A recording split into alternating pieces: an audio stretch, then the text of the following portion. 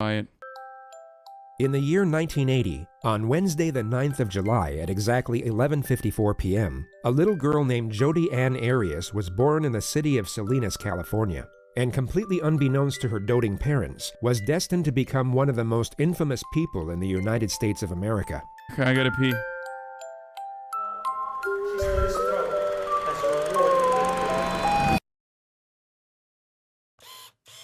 Okay, I'll be back.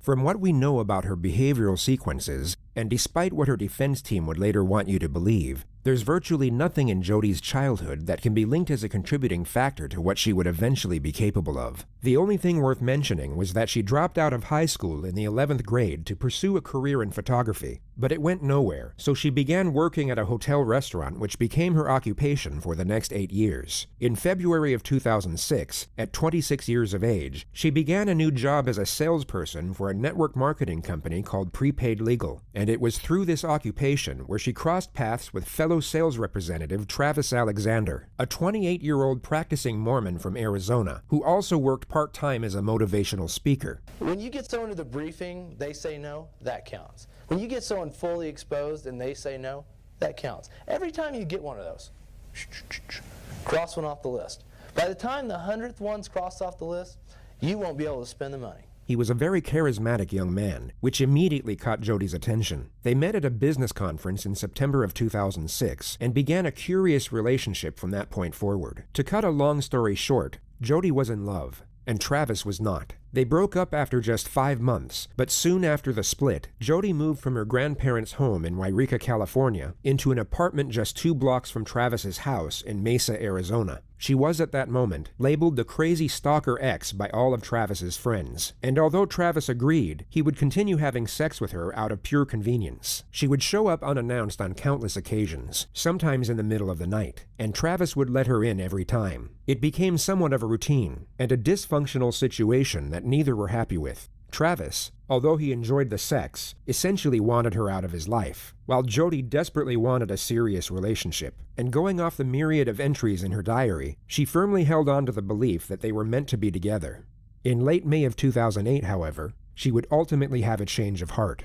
Travis had a work retreat planned to Cancun, Mexico for July 10th. It was all paid for by his employer and allowed him to take a friend with him. Jodi knew about this and believed, or at the very least hoped, that she would be the one going. Yet in the last week of May, it became known that Travis was taking another woman instead. What the fuck? A Mormon girl by the name of Mimi Hall, someone that Travis had been romantically interested in for some time. God damn, when Jodi Travis! found out, it would be safe to assume that she was heartbroken. It would be even safer to assume that she was absolutely enraged, and the collective opinion is that a specific thought process began to emerge in her mind, one that forged a psychological justification for a certain decision. On June 4th, 2008, 6 days before Travis was set to leave for Mexico, Jodi would once more show up unannounced. All we know for sure is that they had sex and took explicit pictures of each other using Travis's new camera. At roughly 5 p.m., Travis would get in the shower, Thank you for the blood and Jodi would timestamp. begin taking pictures of him using the same camera. Then, moments after this picture was taken, Jodi would stab Travis a total of 27 times. What She would the also cut fuck? his throat and shoot him in the face. During the I onslaught, mean, it's censored, but still, goddamn, dude.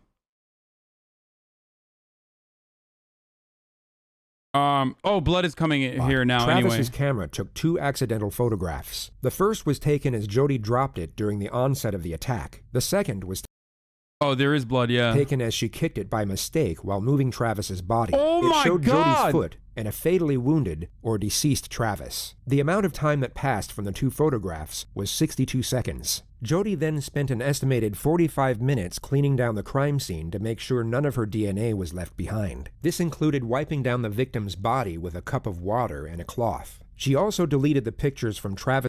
Dude, can we watch this? I mean, it's like not...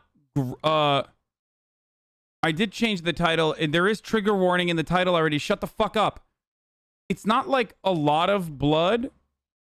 I don't know. I don't want to risk it, though. Like, I don't... It's actually... It's not like... It's definitely... Honestly, be really, really careful with this video. The graphic photos were a major part of her trial.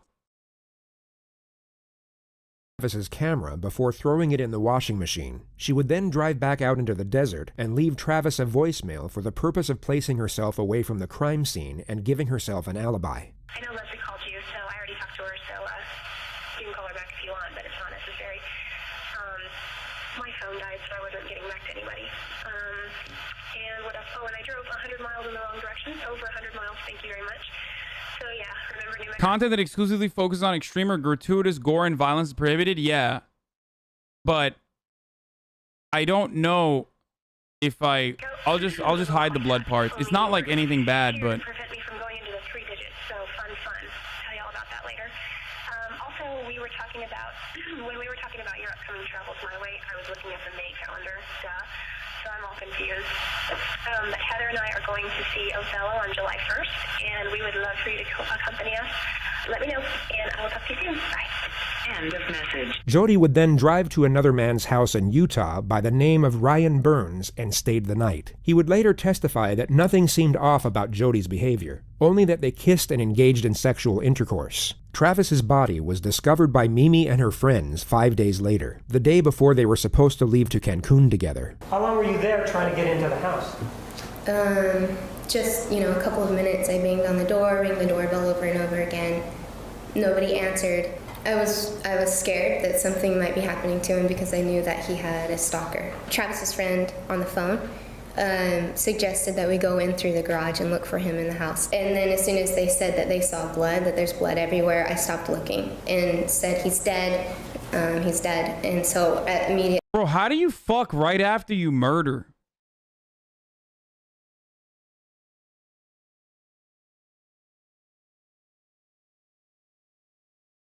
That's kind of wild. Like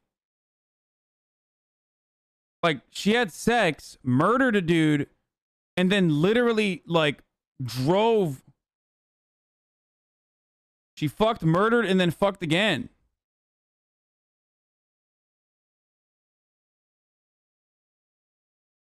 She fucked before she did it too. I understand. Dude, it's crazy, dude. You're kink shaming? Yeah. What do you mean how? Murder gets your blood pumping and makes you horny as fuck? Why would you know that? I called. Maybe she listened to Murder on My Mind and got influenced to do a murder, because that's what happens when you listen to music. Sorry, I had to do a callback. At least one callback. Police. After the news of Travis's death broke the following day, Jodi called the police and offered to help with the investigation. She was then transferred to the lead detective, Esteban Flores, of the Mesa Police Department. The most notable detail of the phone call was that Jodi agreed to provide a sample of her DNA. Over the following month, forensics were able to uncover the deleted photos from Travis's camera, and despite her best efforts, discovered Jodi's DNA all over the crime. I mean, this is not... Yeah, the stuff that's showing right now is not like... I think I can show this. It's not like...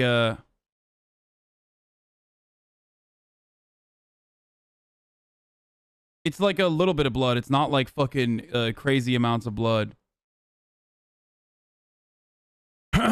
Crime scene. During this time, oblivious to the evidence that was building against her, Jodi would post multiple pictures of her and Travis on Facebook, alongside emotional messages to Travis himself. She even sent his family flowers and a letter expressing her grief over his death. The Mesa Police Department launched their case against Jodi on July 15th, 41 days after the murder. Detective Flores would be the one to conduct her interrogation. He had spoken with her once over the phone and was present when she was fingerprinted and swabbed for DNA. The Siskiyou County Police arrested Jodi at her grandparents' house at 7:35 a.m. and only said they had a warrant for her arrest without giving further information. She was placed in handcuffs and didn't once ask what she was being arrested for in the 6-minute drive to the local police station. What makes Jodi Arias stand out among the many cases in the realm of true crime is the manner in which she attempts to navigate the system. She seems to believe that if she presents herself in a certain way and adopts a very specific character with very specific traits, it will give her the best chance at evading the consequences of her actions. In her mind, this character is a soft-spoken, sweet-natured, God-fearing individual. Oh my Yet God. to everyone else, is quite possibly the most universally annoying person to ever abide in the history of existence. What the fuck?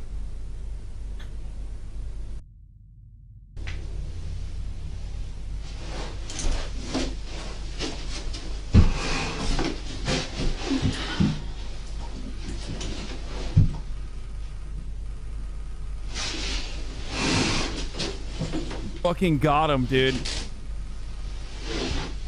I mean, the narrator did a murder too.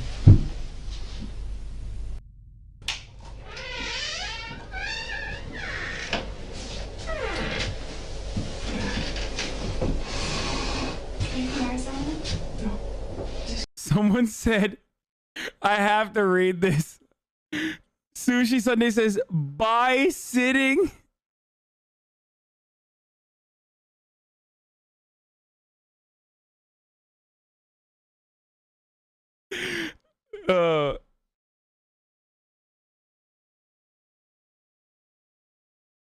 This is it's another, I don't get it. It's bi people love claiming bi identifiers, like having a clear phone case, or what else is it? There's like a bunch of shit that bi people say are exclusive to or are like bi identifiers, okay? What else? Cuffed jeans, clear phone case. I guess what? Like eating hot chip, but that's like.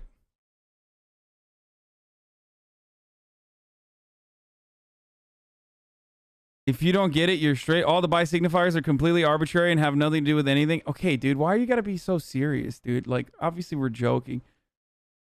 Can I get you just to have a seat here? In the next moment, Jodi will hear Detective Flores approaching the room. She will then abruptly place her head on the table to make it appear as if she's sleeping.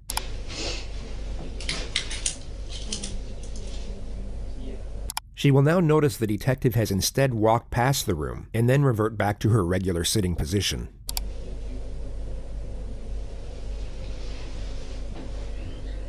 For whatever reason, Jodi wants to appear as if she's in a far calmer state than she actually is. She wants the detective to believe that she's relaxed enough to doze off, when she is in fact extremely alert and anticipating his arrival. Being attracted to Hasan, yes. That is actually a bi trait from what I've seen, both in men and women. I've definitely seen this. She places her head back on the table to feign a placid state once more, and you'll notice her left shoulder hovers in what looks like a very uncomfortable position for just over a minute. She then hears the external door open, at which point she takes a deep breath and then fully rests onto the table.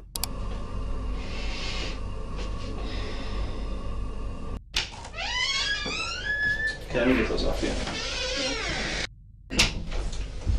So you remember me? Of course I do. I traveled all the way up here to come talk to you. Because, I've been working on Travis's case ever since it happened.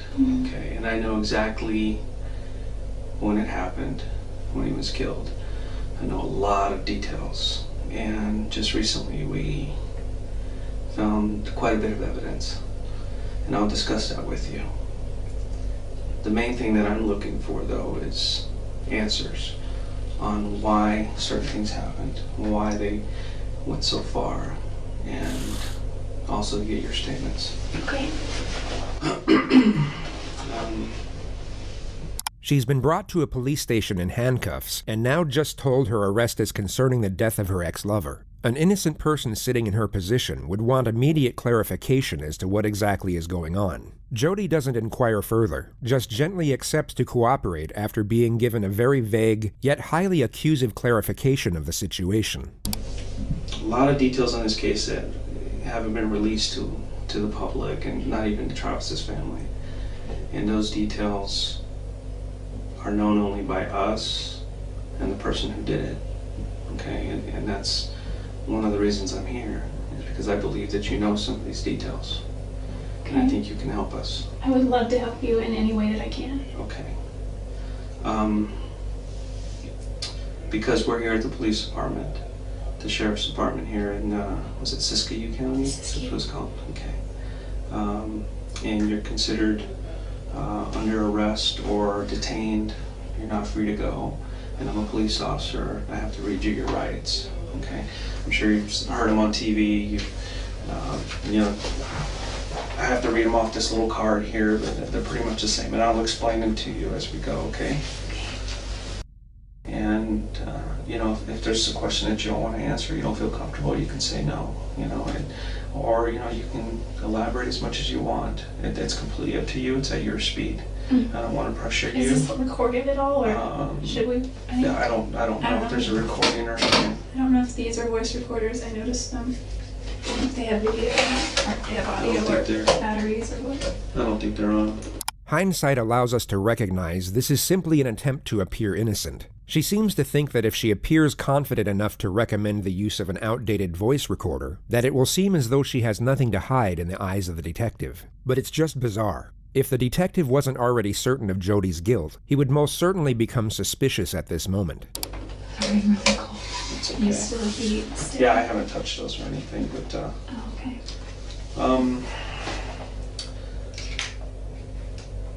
Jodi's mind would be racing here, yet she desperately wants her exterior self to appear calm. She's so focused on having this nonchalant disposition that she completely fails to realize her behavior doesn't match the situation whatsoever. She's in a state of hyperarousal while feigning a state of composure, and the end result just looks very strange. It gives reason for her unusual infatuation with a voice recorder, and also for her oncoming sitting position, which really can't be described, only compared to a sea lion peeking over a rock.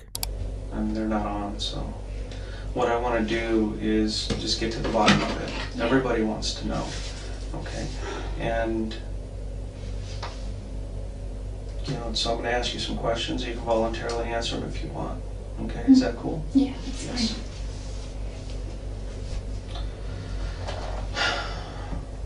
There was some question about you being. Well, let's start with this. What have you been up to since Travis's death? What have you been doing? Well, I've been working. Mm-hmm. I haven't been really working in prepaid legal. There's not a whole lot here in this marketplace, which is... It's kind of small here.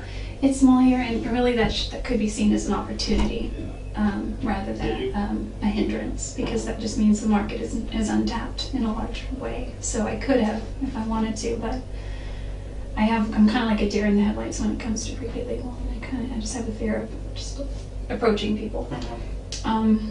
You'll come to notice that Jodi will go off on these unrelated tangents anytime she has the slightest chance to do so. It's a recurring theme in interrogations for when the suspect is facing serious charges, and the common theory is that it's an attempt at gaining a momentary escape from what is likely the most terrifying moment of their life. Going into detail about topics completely unrelated to the situation at hand essentially delays the onset of their new reality. Forensic psychology views this as a form of denial, and also a subconscious coping mechanism. This particular tangent was about the local climate and multi-level marketing, but she'll also ramble about photography, religion, relationships, spirituality, household pets, her ex-boyfriends, road trips, hitchhiking, designer clothing, and computer virus software. The detective subtly nudges her away from the theme of network marketing and onto the topic of Travis. She starts off with a Facebook post she made in his memory. I realized looking back on it that it kind of sounded immature. It's more like my dear Travis kind of letter.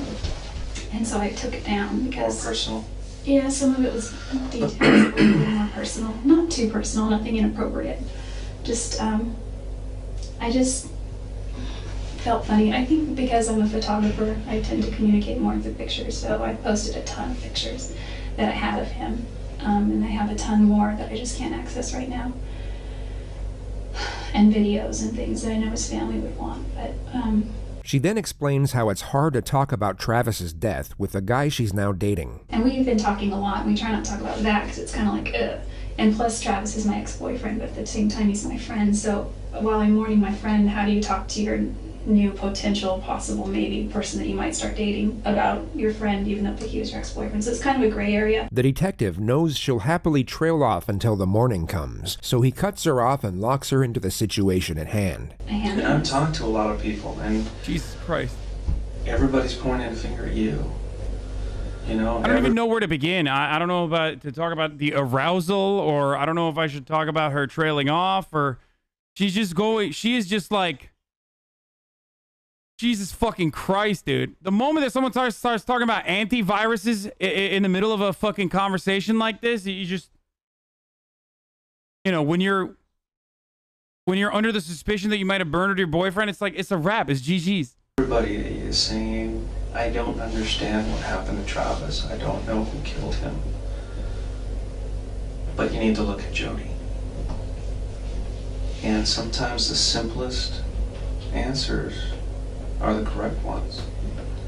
One of the most fascinating parts of this interrogation is how long the detective allows Jodi to cling on to hope. For the first 45 minutes, she will be terrified, yet still believe there's a chance she will be going home at the end of it. The detective will hint at her suspicions and culpability in a gradual manner, yet not directly accuse her until a much later stage. Dangling the idea of hope above someone's head while simultaneously hinting at the grim future that awaits them would perhaps be considered cruel in most other circumstances. Yet on this occasion, it is tolerated for a tactical purpose, which is to allow for as much divulgence from the suspect as possible. Her fear will cause her to panic, not enough to the point where she completely locks up, but just enough so that she continuously tries to claw at her own salvation, and in the process will divulge information that will be extremely damaging to her defense later on. And that's one of the reasons I started looking at you a little bit closer.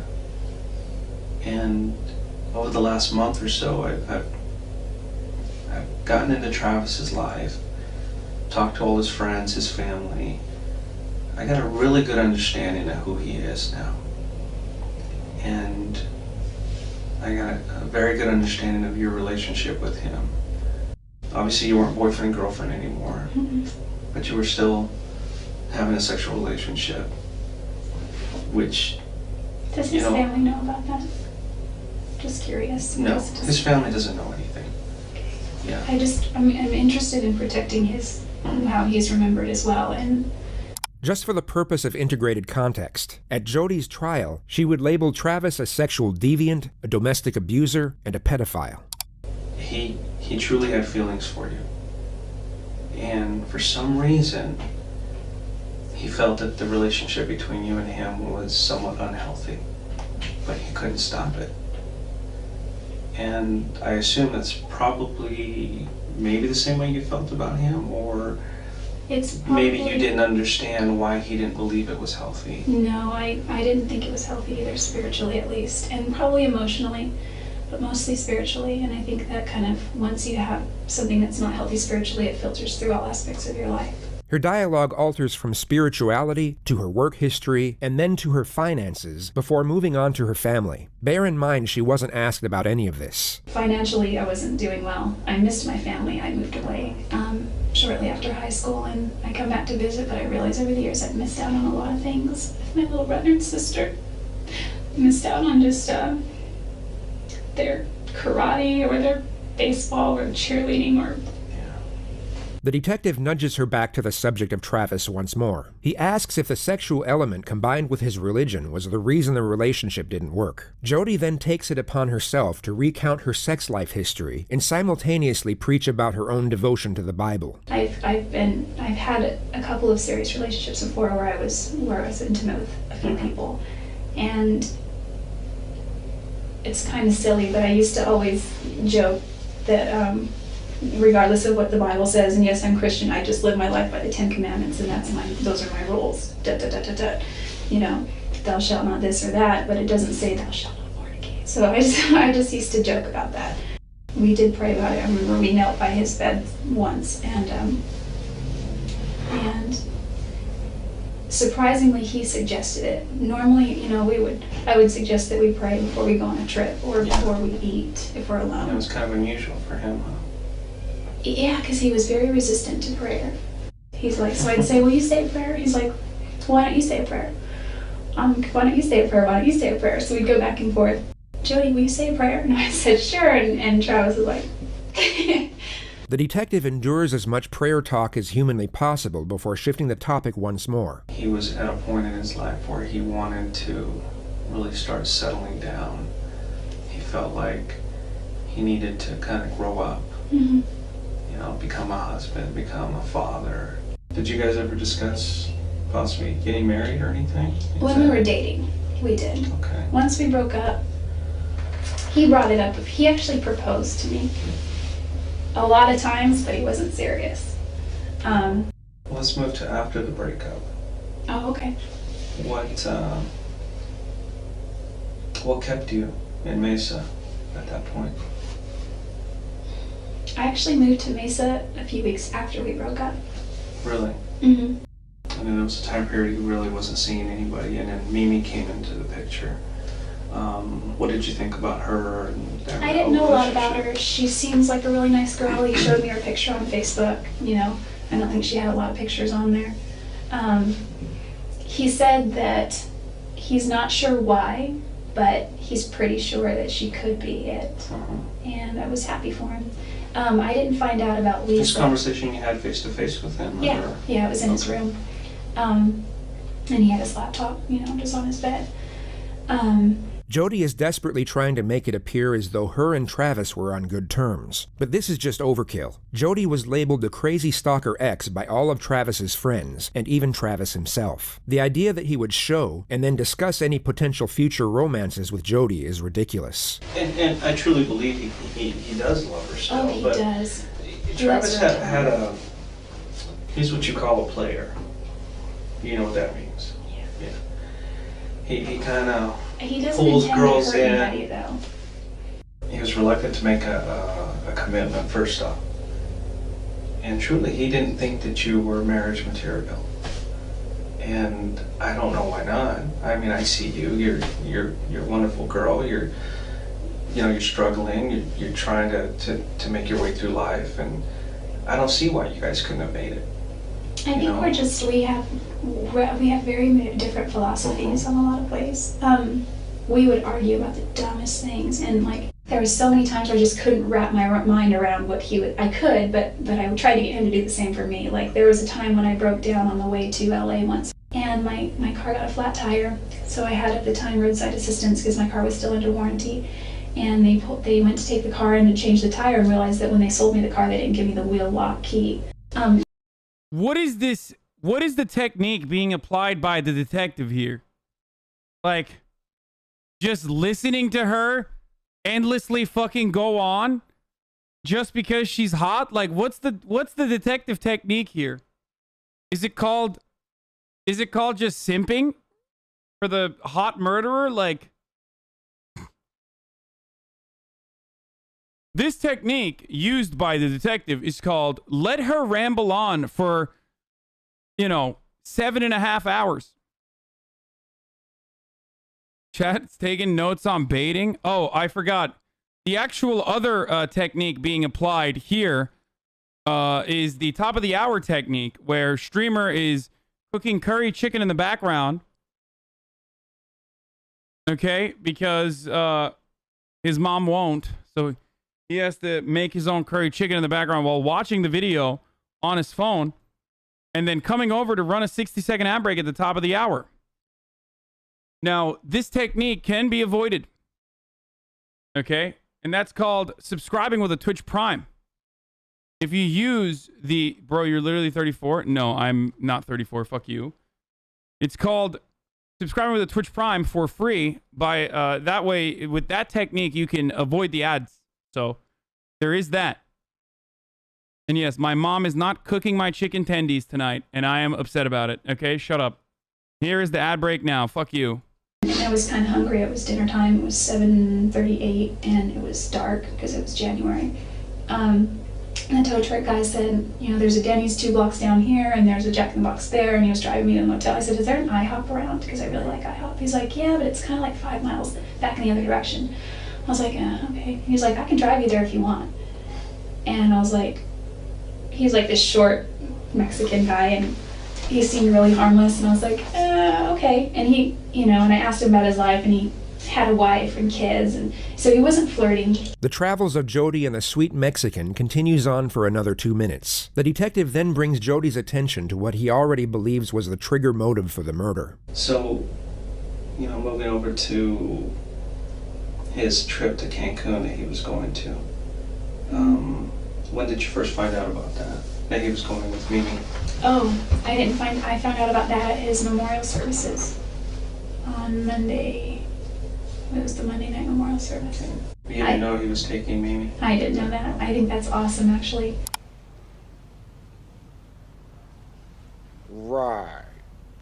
Yeah. Well, unfortunately, Mimi had called him a week or two before, and I told him, look, if you want to take somebody else, it's fine, but I have something to tell you. I don't look at you that way. I don't look at you as a boyfriend. If you want to be friends, we can be friends. The detective essentially stated that Travis was friend-zoned by Mimi, but he still invited her instead of Jodi anyway. What kept you to him? I don't understand. Well, moving is expensive, for one. So once I was there, I was kind of stuck there. But why do you continue to go back to him? You know what he wants. You know that it's not healthy. But yet you continue to go back. And it brings us to this point where we are now.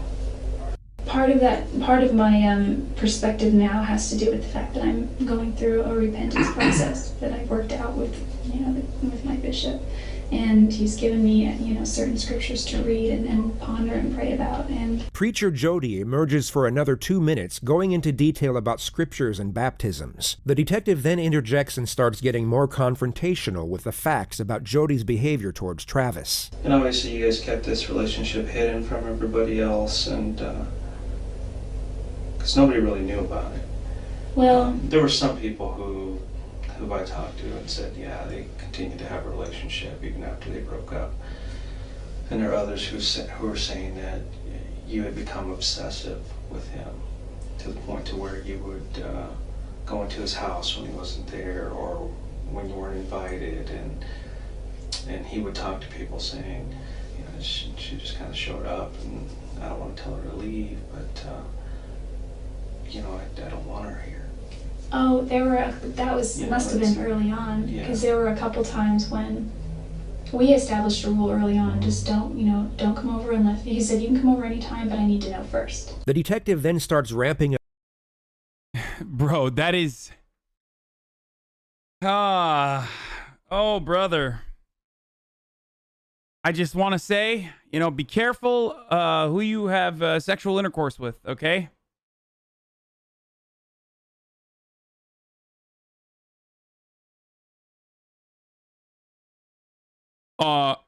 Also, Travis is a piece of shit that played with his girl's emotions until she snapped. She wouldn't have murdered, obviously, but she pushed past the breaking point.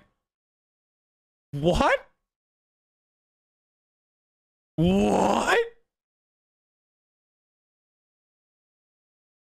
No shot did someone just say that in the chat.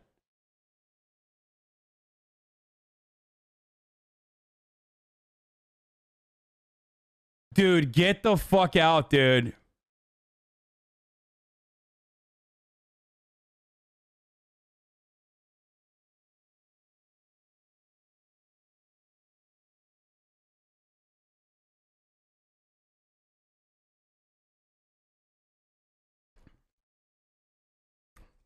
Chat's back to using the defending the murderer technique to stunlock the fucking streamer technique. Chat only defends women murderers. I wonder why. I don't know if it's because they're like over... I don't know if it's because they're like overcorrective, hyper woke people, or if they're just literally like simps. I don't know which one it is. Up the pressure and brings Jodi's alibi and road trip into the discussion. Was it the week of the first week of June? You took a trip to Salt Lake City. Which route did you take from there? I was supposed to get on the 15 and go all the way up. And I somehow got off the 15. Where did you end up? For a while I was lost, and I'm not above sleeping in the car, so I slept for a while. Okay. I don't know, having sex with her that much and then inviting the other girl is kind of abusive, not gonna lie. Bro, they weren't fucking dating. What the fuck are you talking about, dude? It's because this community is so roomy, Hasan. The men can be fucking vile in here. That's literally why.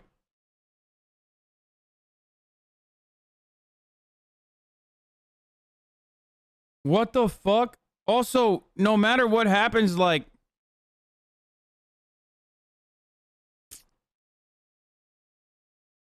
Okay, guys, remember how I said that, like, not everything is fucking abuse? Having casual sex with someone is not fucking abuse. Jesus Christ. And abuse inherently does not mean, like, a justification for murder regardless. What are you doing, dude? I'm a heavy sleeper and I sleep a lot, so. But you were on the 15 for a while, and you ended up getting off the 15 somewhere. Yeah, I looked at a map, but I'm pretty sure I know where I went. Can I draw you a map? Sure. So this trip took you a little over 48 hours then. I have a problem with this trip. Well, I went first too. Yeah, I know. I know you went down here. I've gone over this trip over and over in my mind and on paper. He knew she was a stalker. He should have stopped fucking her. Wow, dude. Wow, literally, just say he deserved to be murdered. Mad because you like to lead girls on? Oh my god, dude. Are you fucking insane, dude? What the fuck? Bro, there are some real psychos in here, dude. There are some real sick fucks in here, dude. Seriously. And even if there's still 20 some odd hours, even if you pulled over to sleep a couple of times. Oh, did I tell you that I got stranded? Yeah, Okay. you mentioned that. If you slept for 10 hours I only slept for about here 8 and hours. here, it would still leave 18 some odd hours for something else. Okay, this is what people are focusing on, is this trip that you took, because they're saying she left, she didn't get to till Thursday. Wednesday? That's when Travis was killed. It actually, honestly, it makes me happy that, like, to know that, like, most community members who say shit like that are never gonna get laid. So it's fine. You know what I mean? Like, because you are a danger to society. Like, if that's your take, honestly. Like,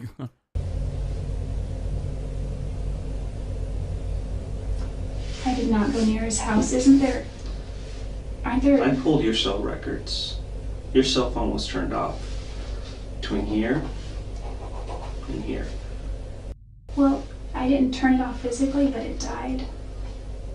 And then it magically, you found your charger here? It was packed under the seat of the passenger side, and it was when I was. When you were lost, you couldn't have maybe pulled over and found it, or? Well, I did finally start looking when I was stranded. I wouldn't have pulled over when I was lost. Detective Flores explains to Jodi multiple times over how the trip doesn't make any sense whatsoever, and whether it's feigned naivety or that she literally doesn't understand the concept of time and distance, she pretends to be confused. for the record, people who are saying, how are you gonna keep fucking a girl that you told all your friends was a psycho over and over again after you knew, is the exact same argument that, like, people retort to women with when they say, like, why did you keep dating your fucking abuser after you knew that they were abusive?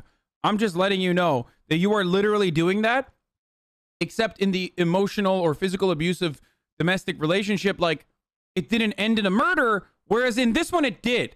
So it's even worse than that. I'm just letting you know that, like, this is a situation that is worse than the other situation that everyone understands and has established is, like, fucked up.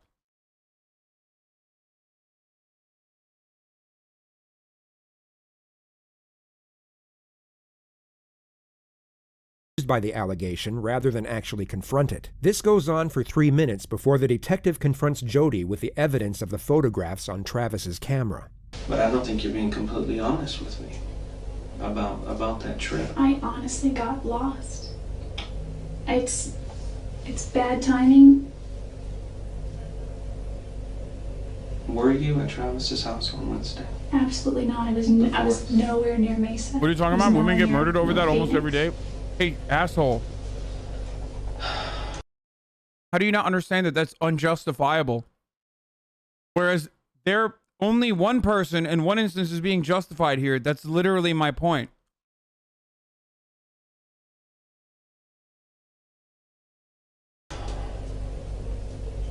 I wasn't even close to him. What if I could show you proof you were there? Will that change your mind? I wasn't there. You can be honest with me, Jodi. I was not at Travis's house. I was not. You were at Travis's house. You guys had a sexual encounter, which there's pictures. And I know you know there's pictures because I have them. I will show them to you. Uh-oh. SpaghettiOs. Okay. Dude. So, what I'm asking you is for you to be honest with me. I know you were there. Are you sure those pictures aren't from another time? Positive. Remember I told you about the camera? Mm-hmm.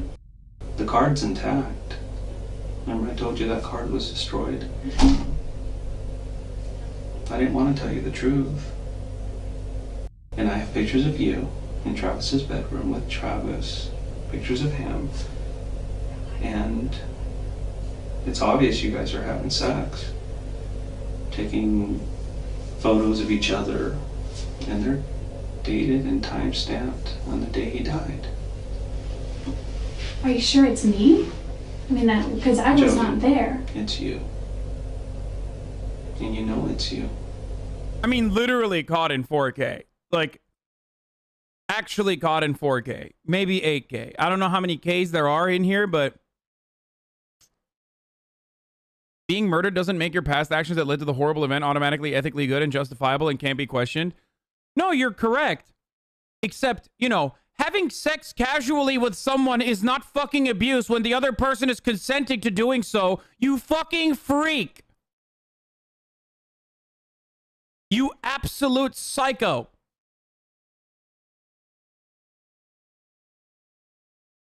That's wild, dude. Yo, people are actually fucking dumb, dude.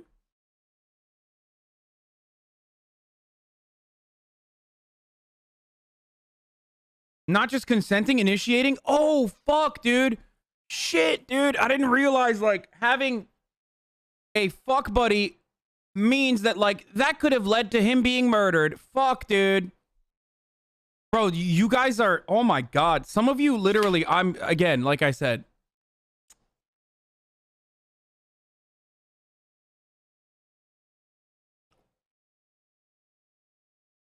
The JCS has been even better because of this chat. I just like, I really did not think that this community would have so many fucking psychotic takes. Like, I know all the details of this case. The only thing I don't know is why. Why did you choose to go visit Travis that day?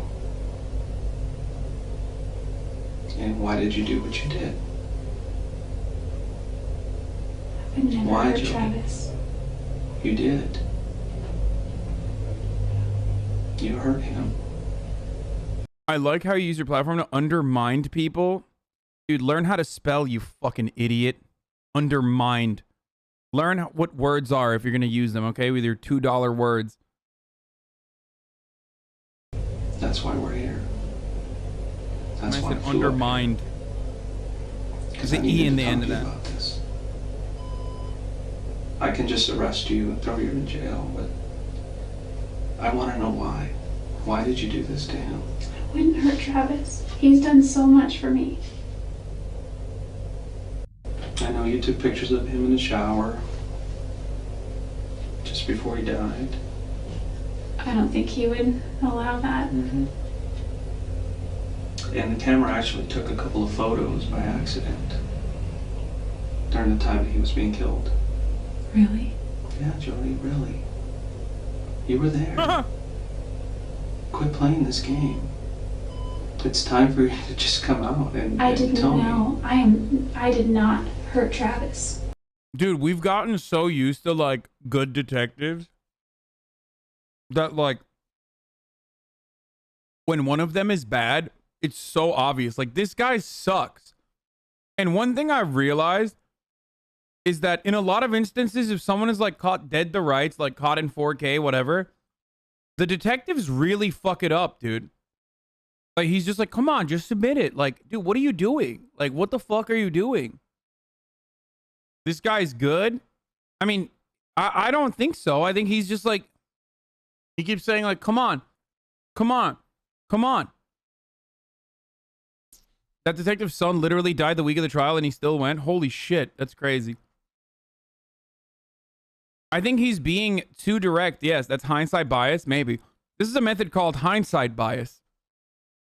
I feel like he just comes across more desperate before building her up and then shooting her down. You know what I mean? Like we've seen so many people literally play like mind games and like actually have all of this information, and yet no, I'm serious. I feel like when there's more information, I feel like detectives don't like operate as carefully as they would with like when there's less information. You see interrogators like literally go through the process and like allow them to feel comfortable and then strike while the iron's hot, catch him in a fucking lie. Like this dude literally is just like, come on, just admit it. I caught you. I caught you. I caught you. I did not hurt Travis.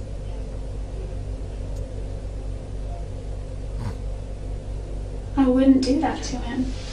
The detective then goes on to explain the DNA evidence collected at the crime scene, which includes Jodi's blood mixed with Travis's blood, Jodi's hair, and Jodi's bloody palm print.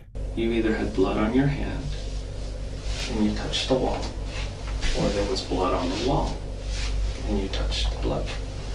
It said, what timestamp is it at? What is it, 37:55? Okay. Could my palm print have already been there and then blood touched it? Jodi, this is over. This is absolutely over. You need to tell me the truth. Listen, the truth is I did not hurt Travis. If you want, I can show you some pictures of him. Do you want to see pictures of him? You're gonna say yes. That's psychopathic. Part of me does and part of me doesn't. That's real psychopathic behavior. That's real psychopathic behavior. A normal person would never be like, yeah, show me my fucking murdered boyfriend, dude. No, that's like, I've seen enough fucking criminal movies to know that like psychos love fucking seeing their victims again. Like, it's like hot for them. You know what I mean? Also, this dude is literally fucking, like, oh, you want to see? You want to see what you did? Like, come on, bro. Chill the fuck out. He's trying to get a confession. He's being bad. Her little girl voice is aggravating. I know how violent and deranged she is. Yeah. No, Jodi. There's a morbid curiosity. Jodi. I wanted to know how he died. We can keep playing these games over and over again. I'm not going to believe you. It's over. Could it have been my blood from before? Your image is not important right now. Saving the rest of your life is. Listen, if I'm found guilty, I don't have a life. I'm not guilty. I didn't hurt Travis. If I hurt Travis, if I killed Travis, I would beg for the death penalty. It just seems so impossible. I'd want to see it. I'd want to know. I mean, I'm not a murderer, but I guess if I were to do that, I would wear gloves or, you know, something. Okay, let's say for a second that I did. And I say... Isn't this verbatim OJ? Like, she's literally going with the if I did it shit. I did it. I mean... The motive is there. The jealousy issue. But I wouldn't even say it was jealous. I mean, there may have been some jealousy there, but then what is it? What caused this? I think if anyone, maybe Travis was jealous, but that's not what everybody else says. I can prove you were there. I can prove it. But what I don't have is I don't have answers on why it happened. Or, you know, maybe something just got out of hand. Maybe He's not doing how and why. He didn't even instill confidence in her. He's not doing a good job. I'm sorry.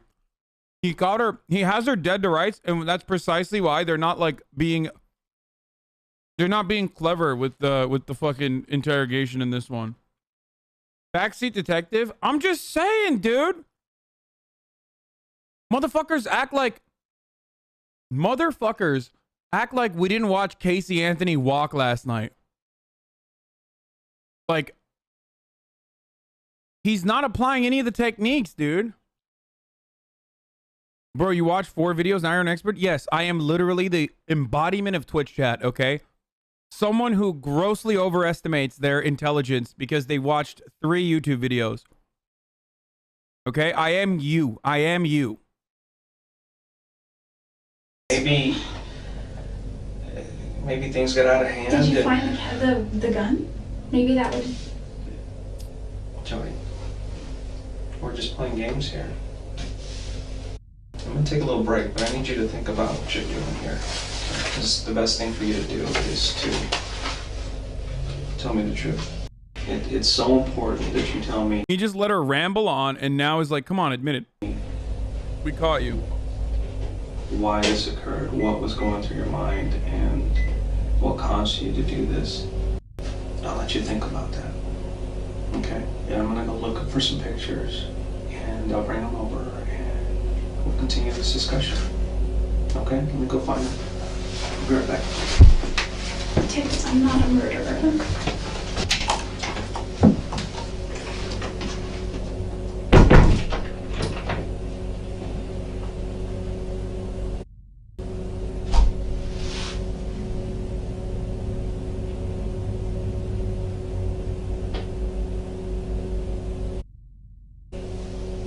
Oh, pictures are coming up. Yeah, not yet though.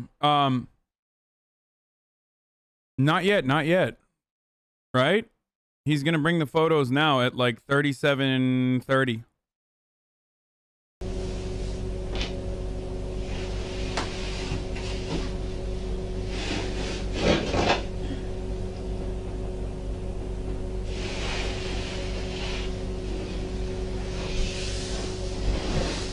Stop! Stop! What kind of gun is that? Just curious. It's a Glock. I just bought a gun. Did you? Mm-hmm. You probably found it by now. Probably. I was taking it somewhere. These are just a few photos. Oh god! Dude, oh my god, that was bi-stretching right there. And I want to be careful not showing you certain photos. Please because don't some show of me. them are very bad. If Travis were here today, he would tell you that it wasn't me. No. I'm worried, dude. I'm worried. My I'm job worried. is to speak for Travis right now. And everything Travis is telling me is that Jodi did this to me. Come on, tell me that that's good. Tell me that that's good detective work, by the way. Okay, this is one photo, but it's not a bad one. Stop saying she's 100% guilty. It literally does not matter. It literally does not matter. It literally does not matter. Okay? It does not matter. We have actually seen being 100% guilty, dead to fucking rights, is completely irrelevant. Casey Anthony walked, dude. That stretch is why he kept having sex with her. Oh god, stop. Okay. He does look kind of scared in this photo. Remember him? Remember him? Come Is he on. naked? In the shower? Yep. Jodi is then shown one of the pictures that was taken by accident while she was in the process of murdering Travis. It's your foot, Jodi. Those are your pants. No, it's off color because we had to enhance it and the color kind of changes a little bit. It's Travis. The pictures aren't even that bloody. I just don't want to risk it. I just don't want to risk it. This is his bathroom.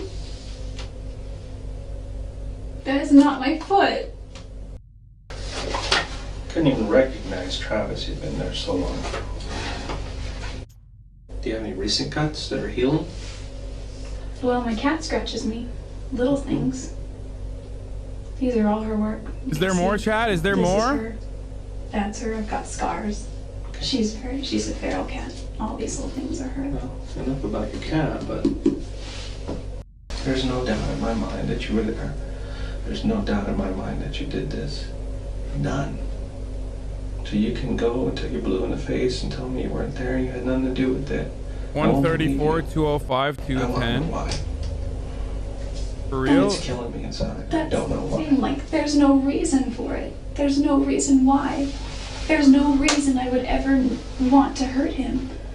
And I have a solid case against you. And I can present it to the judge.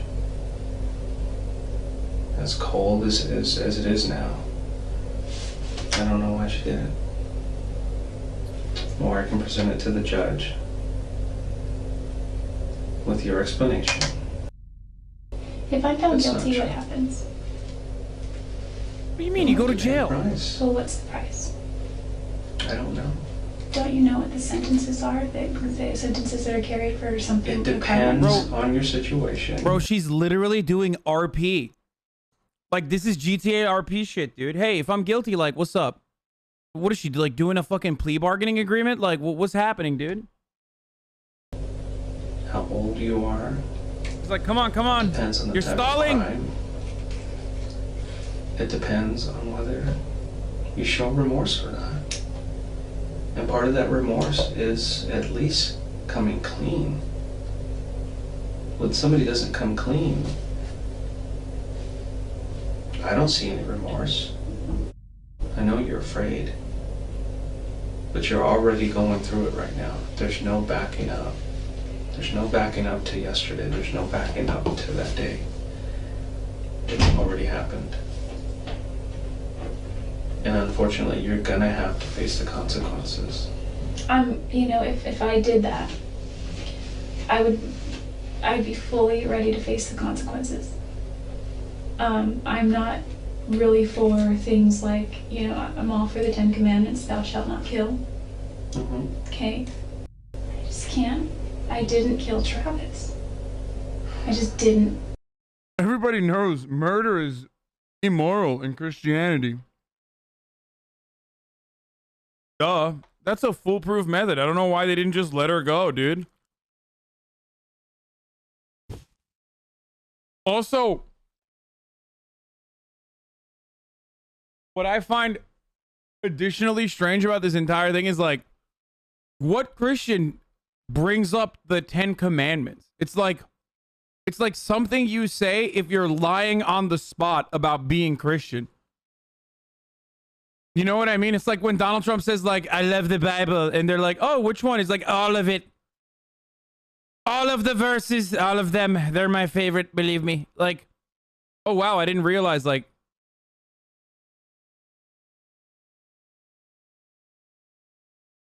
my cat murdered him and I'm religious. This is a whole interview is really awkward. Old Testes.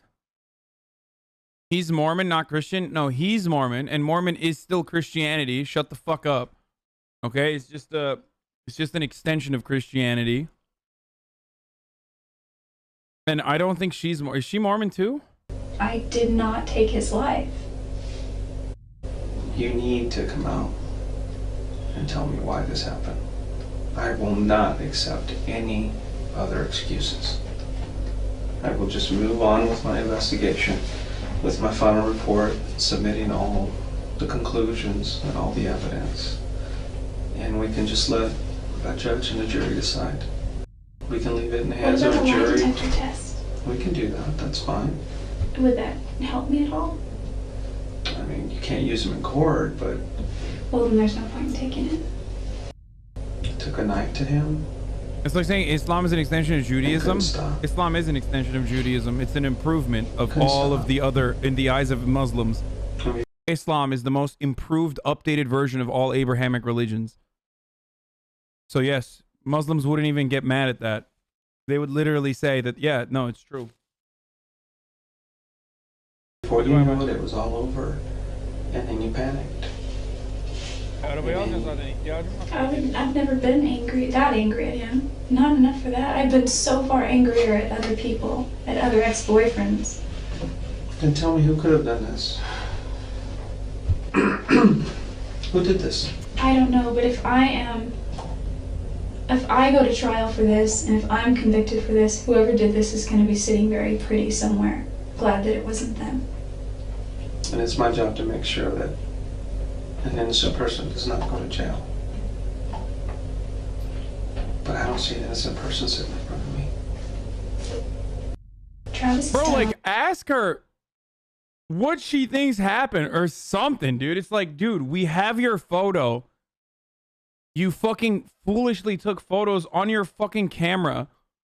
And then on accident, didn't even look through the photos. On accident, like, literally took a photo of the murder. Like, what do you think happened? Like, how would you describe this if you were in my shoes?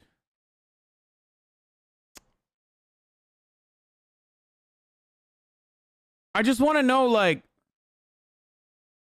I just want to know what, like, just have fun with it at this point, you A know? lot for me, and I wouldn't hurt him. He introduced the gospel to me. Why is everybody saying that you are capable of hurting him? Everybody says it. I don't know why anyone. So don't tell me that He's not just like, he's capable. like gossiping about her fucking friends and shit. Everybody says you're capable of murder. I don't know hurt spiders. Oh, I kicked a dog once.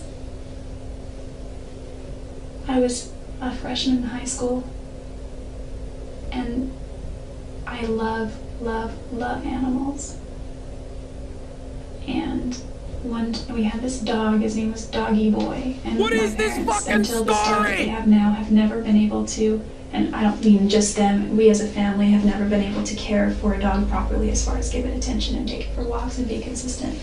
To save you the oncoming ramble about Doggy Boy the dog, she lightly tapped him with her foot for tearing open the trash, and she's felt so bad ever since that it changed her entire worldview on the animal kingdom.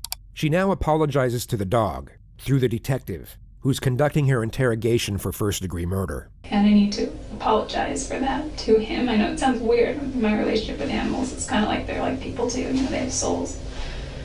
What you need to do is you need to apologize to Travis. But you just refuse. Listen. Yeah, I can't help you anymore if you're not gonna. Is the detective like in the chat or something? Why are chatters defending this guy who literally said, come on, you should apologize to Travis? Wow, what kind of detective, what technique is that one, chatters? That's called the gotcha technique, okay? Where, you know, if she says like, I am sorry for Travis, he's like, ha ha! You know what I mean? If you're not gonna help yourself, You asked I me really prior. can't. I can't, Jodi. It's fascinating to observe how fast she can switch from one emotion to the next once she realizes a particular strategy hasn't worked. The attempt at elevating her character by expressing how much she cares for spiders and pets hasn't seemed to have any effect on the detective, so she then switches her disposition from sorrowful to analytical, as she once more tries to manipulate his perception of her. If I did anything that had anything to do with his death in any way, It's not if to me. I wouldn't. It's not if. It's not if at all. Well, to me it is. I would be more than remorseful. Is it maybe something you're blocking out of your head? I don't think so. I mean, I tend to write everything down. I just finished the book The Road Less Traveled. Mm-hmm. And he said, the true definition of sanity is dedication to reality at all costs. Mm-hmm. Well, this is definitely reality. We are. Bro, she is like, she literally is committing a double homicide here because she's gonna cause the fucking detective to murder himself, okay? What is this Yo, how people really do say anything and people just listen, dude. I swear to God.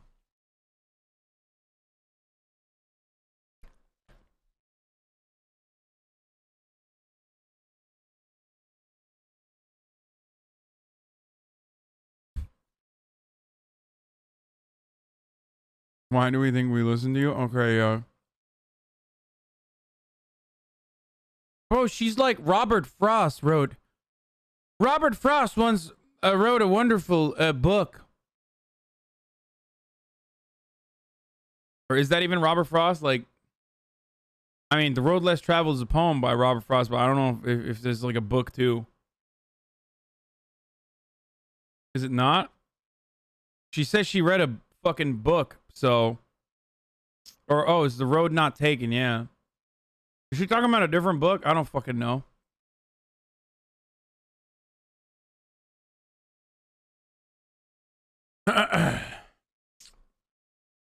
You legit call every woman on the show hot? Calm down. I've literally never called any of the women hot except for her. We are sitting here inside of an office, the sheriff's department, and you are facing first-degree murder charges. No, I didn't say Casey Anthony was hot. Going to be booked into jail. She's not even hot. She's just... You will be brought back to Arizona, and you will stand trial. That's the reality. And once you realize that, I think you'll be better for it. I've had worse issues with other people. They're all still alive. I'm still friends with my ex-boyfriends. They're all still alive. I said she was attractive, like an attractive white lady. And there's one thing that I can never get out of my head. Ever since the first day I talked to you. Like, there's big difference? Yes, attractive is like more of an analytical term. When I say someone is an attractive white lady, I don't mean like, oh, she's fuckable or I want to fuck her. I mean like, she is objectively aesthetically pleasing to a maximal amount of people. Do you understand? Like, that's what I mean when I say attractive.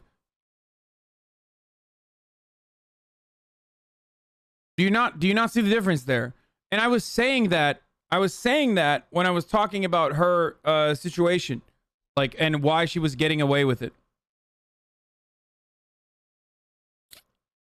And I also mentioned it. Yes, thank you, Dizzy Rivers. I said it from the perspective of the cops.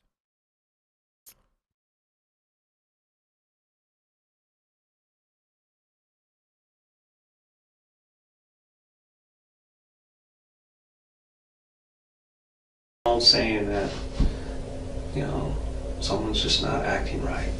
Look into it. You have not acted right from day one. You're just not acting right, Jodi. You're acting like somebody who's guilty. How so?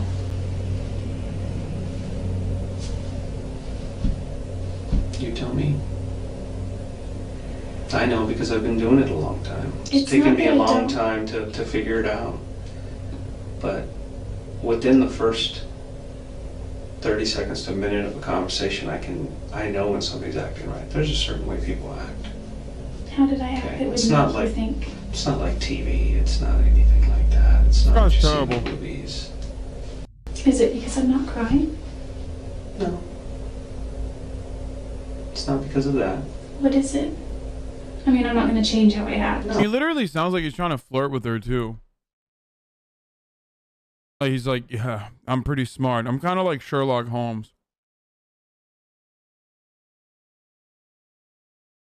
You know? There's a way that ladies be acting. And I know. I'm pretty smart myself, so. No, obviously you can't change the way you're No, acting. I mean, I am who I am. Okay, you're sincere in the way you're acting. But Well, how is you're just not telling the truth.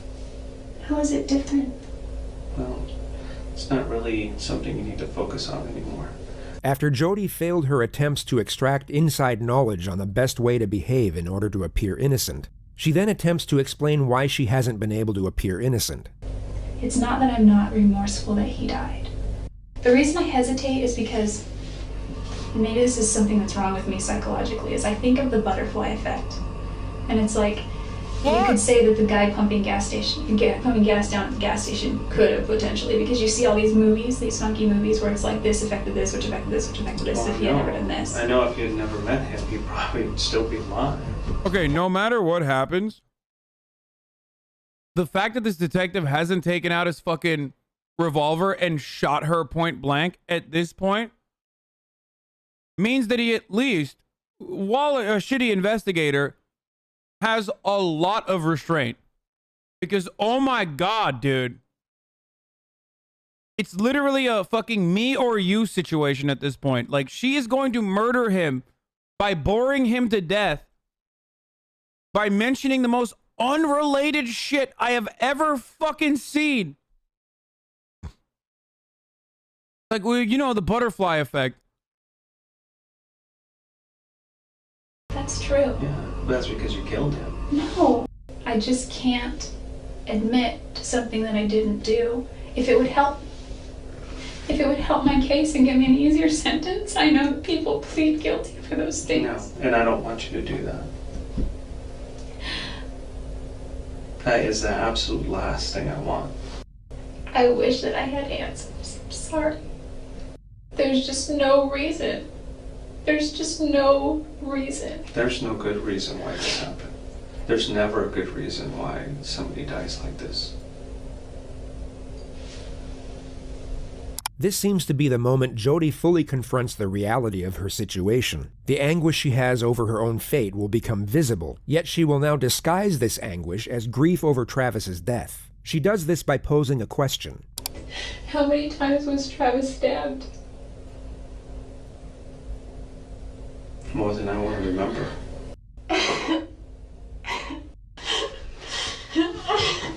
Bro, this is the worst detective I've ever fucking heard in my entire life.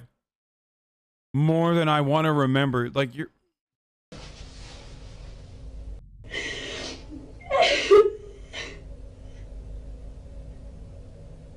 I think you're feeling the reality in the moment now. This is embarrassing, bro. Travis's family is gonna miss out on the Travis. There's just no reason I would ever want to hurt him. All I know is that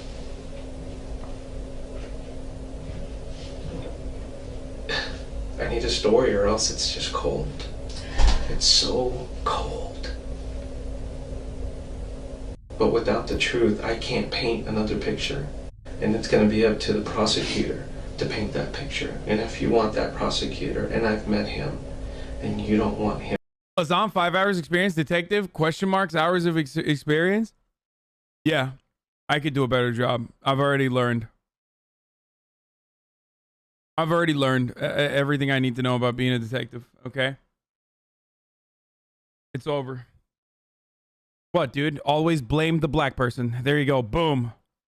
Promote me right now, dude. That's it.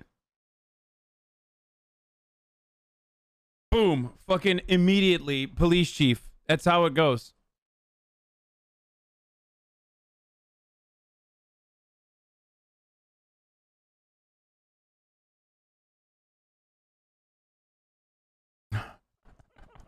You're hired. Exactly. Him painting that picture. Dream Stands would cancel you over that one? Yeah, I know. Streamer blames black guy. Instantly gets promoted. I have to maintain my innocence. I can't admit to doing something that I haven't done. There's just no Well, I reason. have more work to do. Can you give me a rundown of what's going to happen from here when you leave? Yeah, you're, Like, just today, for example. Good to see black suffering is a joke. Oh, these are the fucking weirdo newbies, dude. Name 3 black people you talk to regularly. Stonelock is over, Cap. Skip the N-word tweet, Pepela.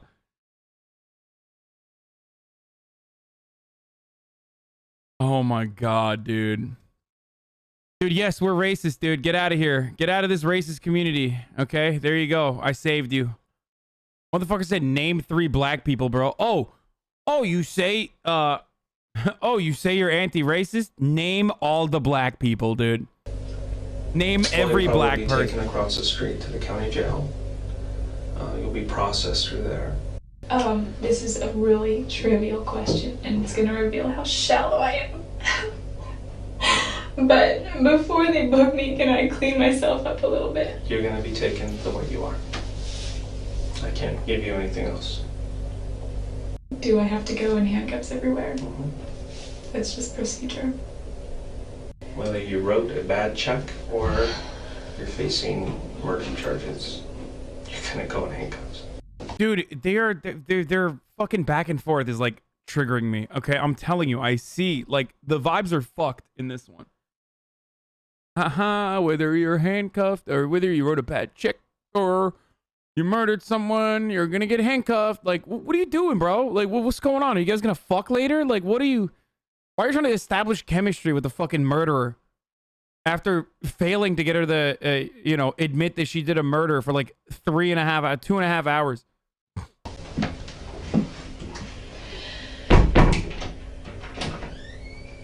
He's acting like he's the main character in this movie, bro. Yeah, straight up.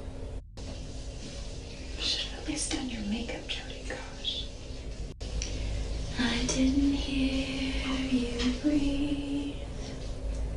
I wonder how am I still. What the fuck? Does she not know there's a camera in there? I can't breathe. I didn't hear you breathe.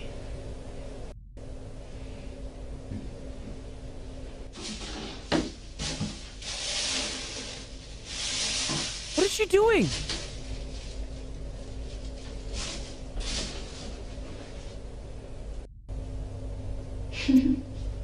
Goodness.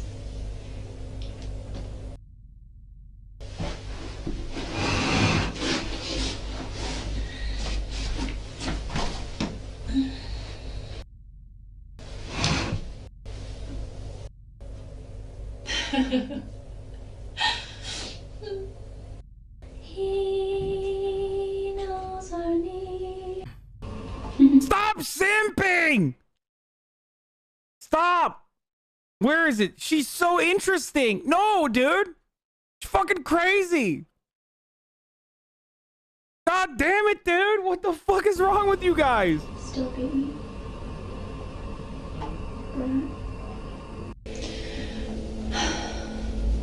By women Jodi behavior. was then taken to the county jail and charged with the murder of Travis Alexander. She stayed there overnight, and it would be a total of 16 hours before she was taken back to the Siskiyou County Sheriff's Office. Her second interrogation commenced at approximately 9:30 a.m. Just remember. Bro, she's still singing, dude.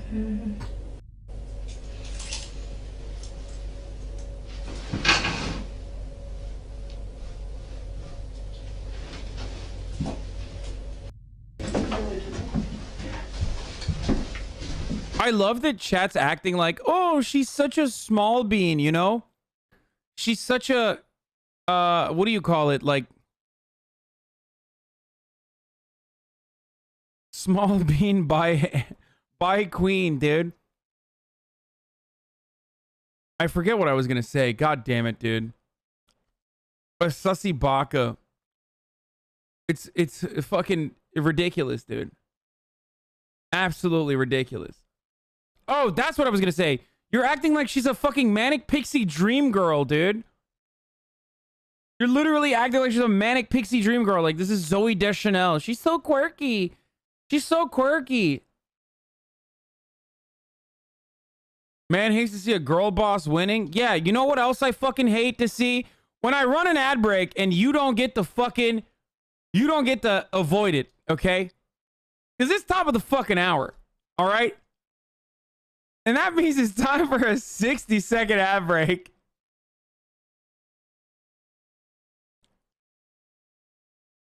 And if you want to avoid these ads, dude,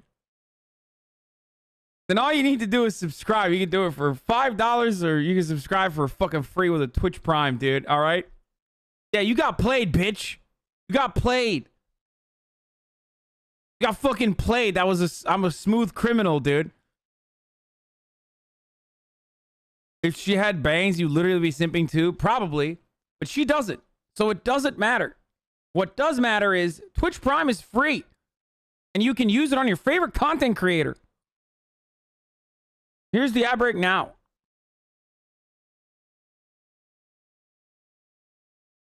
Okay. Let's keep going. Wahoo Warrior, thank you for the 2 gifted subs. All right. you want to go ahead and stand up for me? As I take these cuffs off, just go ahead and put your hands down at the waist, okay?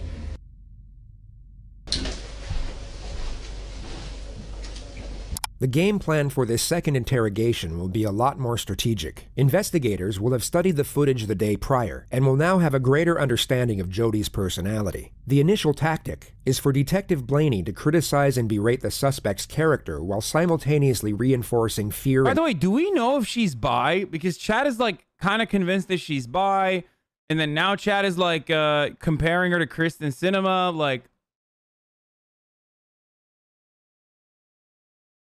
Like when did that happen? She does have some real Kristen Cinema voting down the 50 minimum wage energy though. Why does it matter? No, I just find it strange that like chat keeps saying she's bi. But like she could be. She is doing the handstand, which is you know, classic bisexual behavior.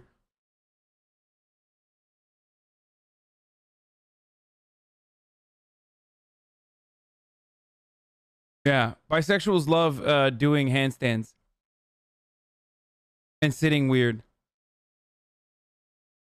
And apprehension. She makes it very clear from the offset that the suspect's fabricated naivety and sickly sweet persona will not work on this occasion, and Jodi's self-esteem will be broken down in a manner that would typically be considered bullying or abuse under different circumstances. This is done so that when Detective Flores returns, it will be a welcome relief, and an immediate rapport will then be attained, which in turn will make the suspect far more likely to cooperate. It's a derivative of good cop, bad cop, and the two investigators execute this technique in a near-perfect manner. Detective Blaney's time with the suspect is essentially a non-stop psychological onslaught, which is sometimes executed in a passive manner, while other times in a far more direct manner. During the latter stages of the bad cop procedure, Jodi will be asked if she would prefer to speak with Detective Flores instead. This question is posed a total of 5 times, and only on the 5th time will Jodi finally give in. I didn't realize good cop, bad cop was like a real thing. I thought it was just like in movies. That when Detective Flores finally returns, it was all her. I just want to let all of you know that you didn't believe in me when I said I was a fucking expert, and I literally called out the technique. I'm just saying that I know what's up. I'm literally a detective now. Call me Detective Piker. Doing, rather than a calculated and prearranged strategy. Okay.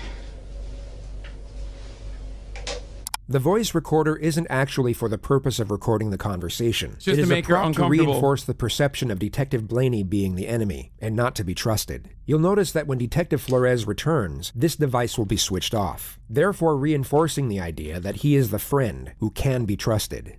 Today's date is July 16th, and my name is Detective Rachel Blaney, and I'm here with Jodi Arias. Is that how you say your last name? Arias. Okay, I'm sorry. This is just formality, and this is, you know, if I have to, you know, write up a report of what we talked about, at least I know word for word, you know, what you said, and there's no mistakes. Mm-hmm. Okay. The reason that I wanted to talk with you this morning, there's a couple of reasons actually. Let me say this: it's obvious to me that, you know, you're not our typical suspect. Why? You come from a good home, a good family. Oh my God. Your parents obviously care about you. That was evident, you know, when they talked to him yesterday. It's like you're quite. Probably more intelligent than you were letting on yesterday. And there's no question in my mind or any of the other investigators' mind that you were the person that took Travis's life. But what I need to know, or what I'd like to know, and give you the opportunity to do, is determine whether, you know, you're a cold-blooded, cold-hearted murderer who slaughtered this guy, or are you somebody that got caught up in circumstances and things got out of control? When this hits the news, and it will, it'll go to the media, do you want to be portrayed as that cold-blooded? Bro, did they think that she was supposed to be bad cop because she's a woman or something? Because, like, I feel like she's doing a better job than the other cop already. What the fuck? She's literally a better detective than the other guy. The other guy's like, ugh, come on, admit it. Just admit it. Cold-hearted murderer, because the media loves that. I'm trying to help you out. I'm trying to give you a chance to make things right. You know, show the families that you do have some remorse. But when you continue to deny when it's obvious that that's not the case, you appear to be the cold-blooded killer. And things are going to start moving real fast here for you. This is kind of a pause, you know, before things, you know, start getting heavy. This is your opportunity to help yourself out. We don't need you to tell us anything. I'm doing this for you. It's a matter of, do you want to take control of your situation and paint the picture of who you are? Because you're the only one that knows that. The professional ruthlessness of this investigator is quite astonishing. The demeaning and sarcastic tone she manages to superimpose over straight facts is gripping to witness. You know, was it a matter of, like I said, this guy, Travis, building some sort of, what you thought was some sort of relationship? You know, were you hoping for marriage? Is this something that you were hoping for? Was he leading you down that path? You know, did he take advantage of you? Were there promises made that... See, this, I don't know how this is bad cop, but what she's doing is like shifting blame away to potentially the guy in an effort to like gain confidence with her and like try to get her to fucking, you know, create a false narrative that like in her mind absolves her of the murder, just so she can fucking admit to the murder and then boom, roasted. That's actually good. Like that's literally that is a better technique than whatever the fuck the other dude was doing. It was like, come on, just admit it. I'm backseating so hard, dude. Trust in some way? I don't know. Only you know that. This is not going to go away anytime soon for you, Jodi. You know, you're a young woman, just starting your life. You had a lot going for you. You should be fighting for yourself right now. And you let this eat at you. And it's going to destroy you. Yeah, isn't it ego up technique or whatever the fuck that we learned all the techniques from the Chris one. Jodi manages to veer off on trivial aspects of her and Travis's relationship that paint her in a positive light. Officer Blaney makes it very clear that she has far less patience than Officer Flores. With what appears to be a very sympathetic tone, she will snap the suspect's focus back to the element of the murder. As much as I love Travis, I just have always, there's something inside that says he's not the guy you're going to marry. So then what was it? What was it that led up to all of this? I mean, there's got to be something. So I honestly don't believe that, you know, that you're cold-hearted and you would just go and just, you know, kill somebody on a whim. That doesn't fit your profile. So what was it that led up to that? You know, you tell me. You tell them. You tell, you know, Travis's family. I'm just trying to fill in the holes there, you know, and just kind of guessing about the emotions. You know, what was it that would make you, you know, so angry or upset? Once Jodi is forcefully brought back to reality, she all of a sudden has nothing to say. The passive yet disparaging tone of the detective must be a very hard thing for an individual to have to sit there and take, especially someone who has used their fabricated sweet nature to their advantage most of their life in order to avoid these types of situations. And if you're smart, you'll realize that, you know, you're not going to get a whole lot of other chances to do this, probably none. Once the wheels start turning, they move real fast. And you will be out of control then. You know, I'm a spiritual person myself, and I don't think that I would want that, you know, inside of me. I wouldn't want all of the ugliness of the lies inside of me. Take a minute just to think about what I said.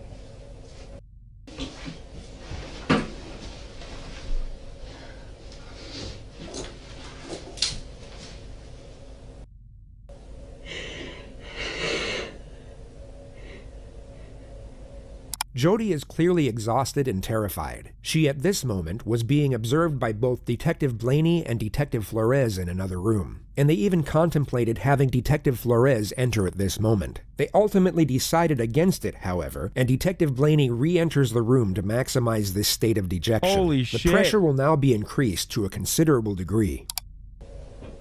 Maybe I did have a wrong picture of you. You know, all of this time that you and I have been talking, and I got information from your other interview,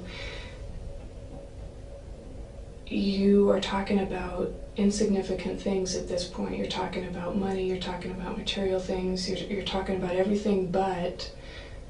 I'm just talking you're about talking things about that just affect the people I care about.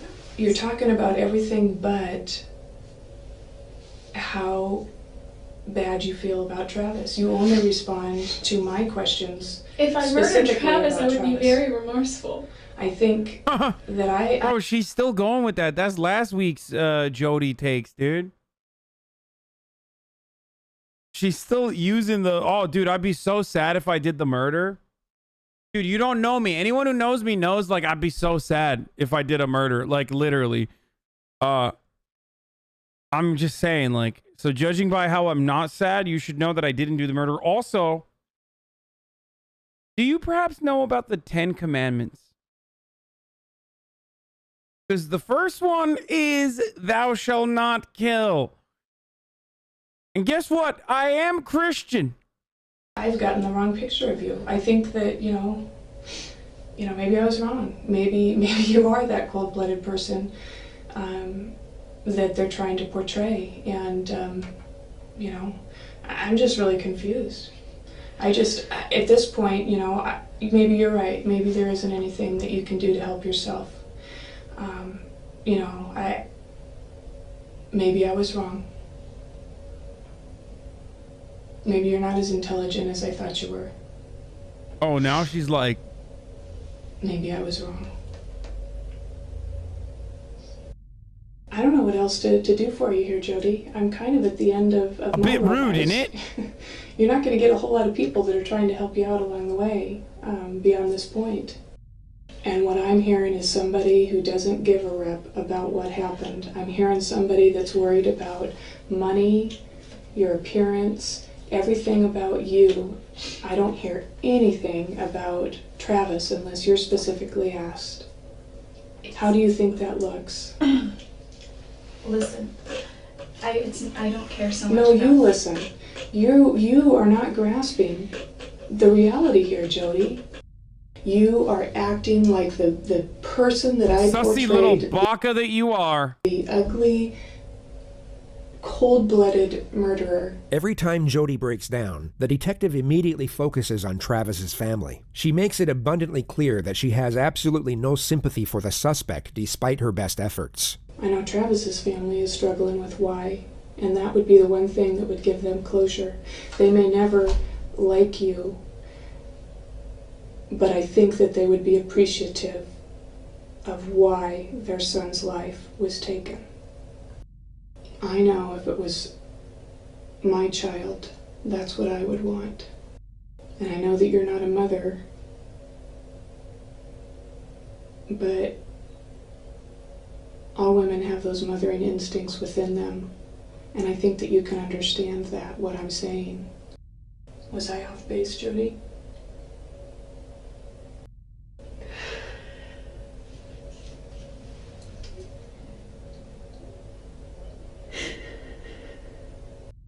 Could you be clear just so I could hear? Sure. I understand that you're a very private person.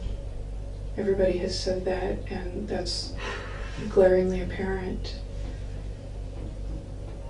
But all your business is going to be out in the open right now, so there's really nothing to hide from anymore. You know what I mean? And do you think at this point that your pride matters more than Travis's family? Are they going to check the tissue if she actually cried? If there's any nose turds in there? Family's grief? It's called the tissue technique. I'm just saying. Real technique. It's your chance to make at least something right. Even if it's on a small scale, it's a big deal to his folks. This is your opportunity to make right on some of your selfishness. I wasn't angry at Travis. Everyone keeps saying whoever did this was so angry. Then what were you? Another instance of chat will literally say anything. Someone said, if there were actual boogers, I would gladly eat it. I would buy her tissue off of eBay. She's so hot and sweet. Coomer's trying to lick the Kleenex.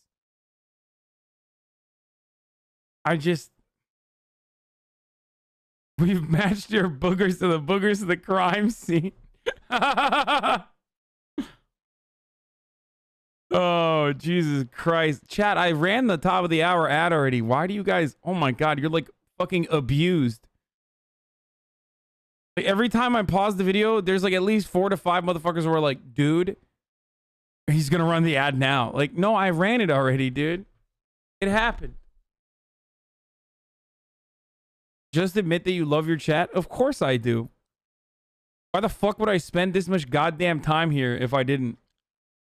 And I know motherfuckers are gonna be like, money. Yeah, you think I need to do this for 8 hours to make money, dude? No, I would be fine doing it for like 4 hours every fucking 3 days.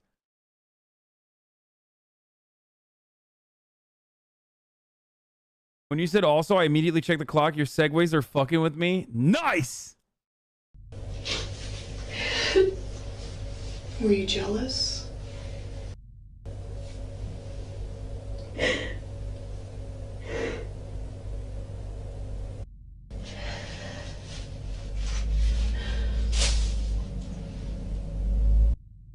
Was he expecting you to come over that day?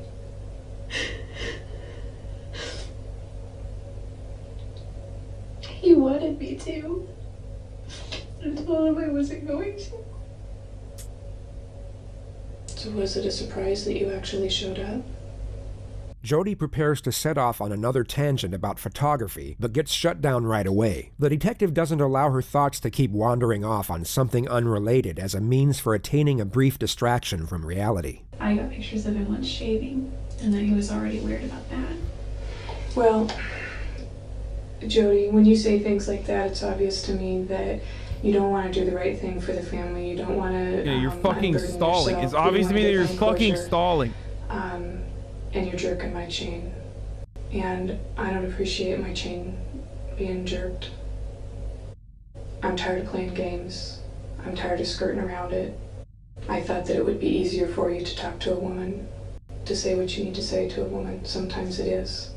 But unless you're willing to give me something, then I can't do anything for you. After today, things are going to go so fast for you. You're going to be totally out of control of the situation. The wheels of justice will start turning.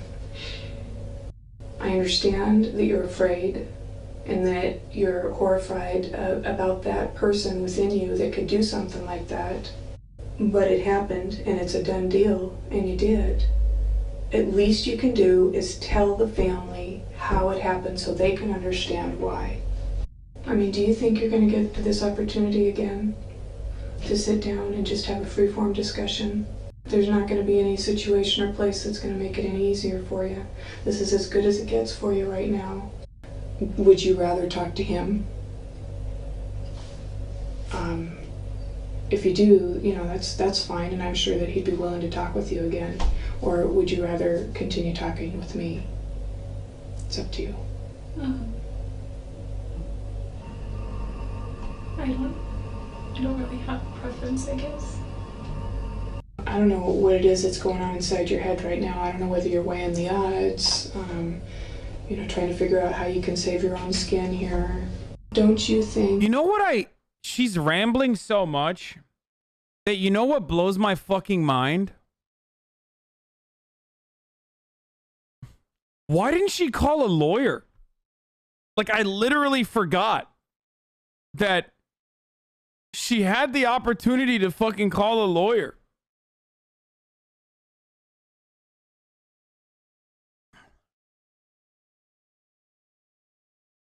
Like the moment that you are a suspect, I mean, anytime you fucking talk to the cops, you need to have a lawyer. Like you straight up, you should have that. But also, having said that, like, why are you helping the murderer out? I mean, it makes no sense. It's so fucking stupid that, like, she's just, like, trying to build this wall between her and the investigators without, like, bringing in a lawyer to the situation who would literally just be like, don't fucking talk to the cops, idiot.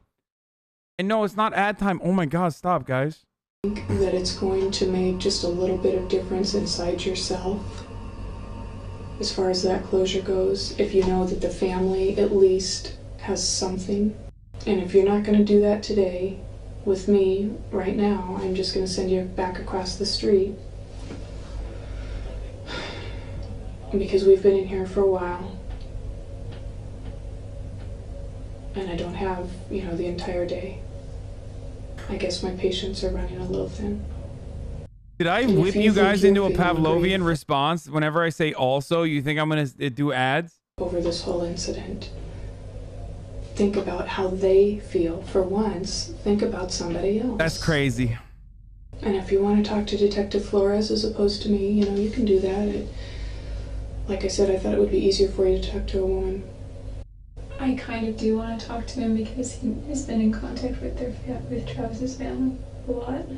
Okay. I don't know if that would make any difference, but I know that he already talks to them on a regular basis. Yeah, and I'm sure that, he has somewhat of a relationship with them.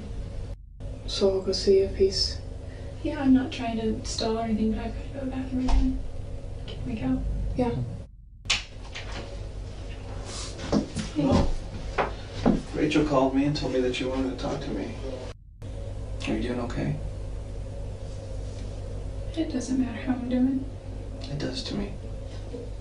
Thank you, but it doesn't matter. What matters is how his family is doing. I told you yesterday I've been doing this for a long time, and you're absolutely right. The person's family who was hurt, they're obviously hurting. But there's a second family that hurts as well. And in this case, it's your family.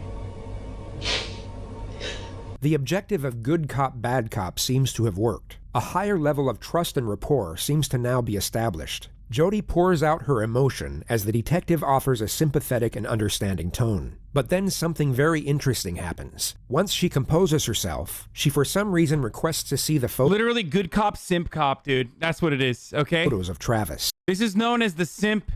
This is known as the simp method, okay? Where you just simp for the murderer. Not before, but after he was murdered. Many could think she is attempting to gain some sort of depraved satisfaction from seeing them. Yet going off how the rest of this interrogation plays out, it's more likely that she is trying to gather information, or at least confirm something in the photographs, before she amends her new narrative. This is more of a selfish reason. I think it might give me some sense of closure. I know it's kind of morbid. I don't even think I really deserve closure. What is it you want to know about the photos? Do you want to see the room? Do you want to see the bathroom, or do you want to see him, or is it the photos before it happened that you want to see? I think the photos of after everything.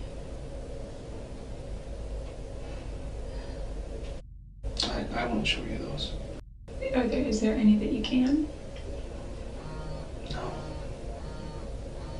I can't do that.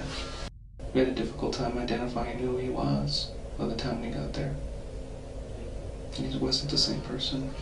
So that's why I don't want to show you photos.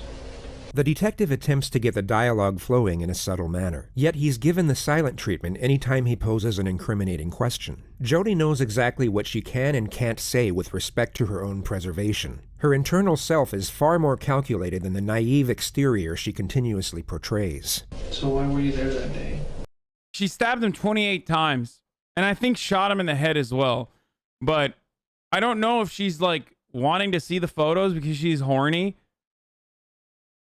or if she wants to see the photos because if she wants to see the photos because she's what do you call it, like trying to figure out what the crimes are, like what the evidence is, so she can like actually, I mean, he said she wants to see the photos for info, but I don't know. Please tell me. Did you just miss him? Should I be looking for somebody else?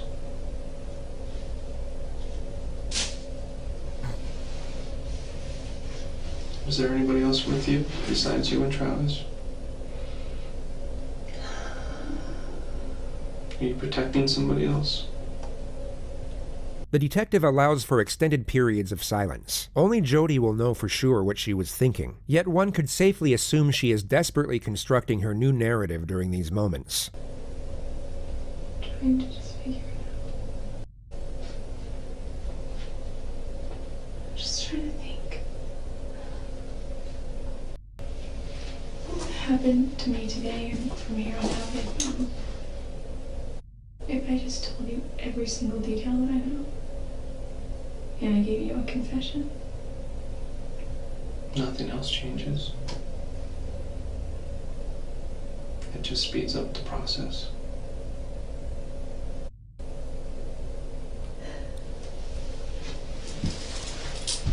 It's all really blurry. It really is blurry. It's all a blur. Can I please see those photos? Why did you throw the camera in the washing machine?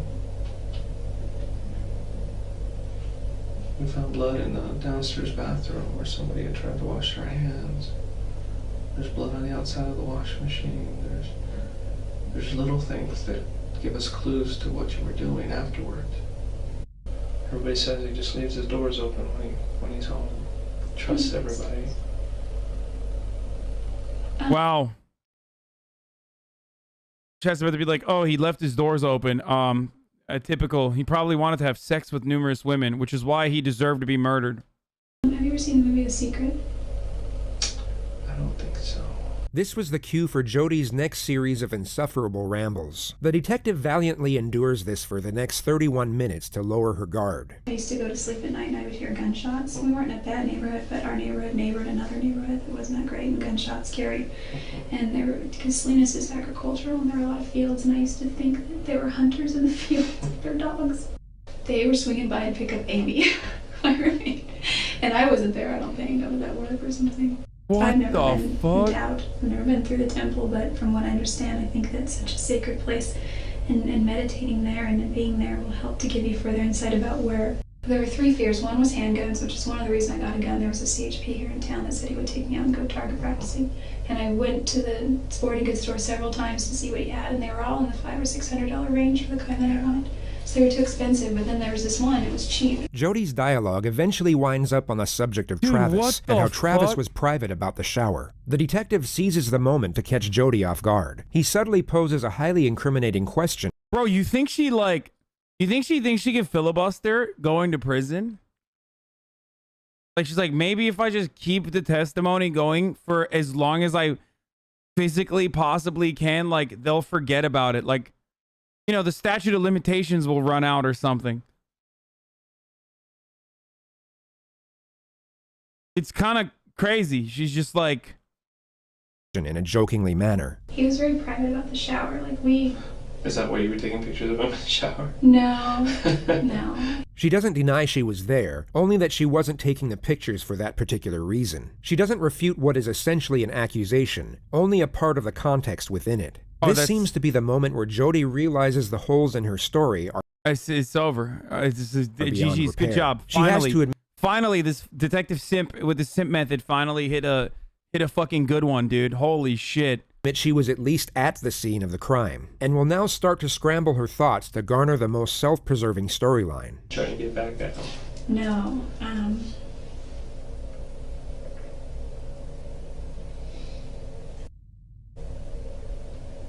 Oh! Oh, she's locked.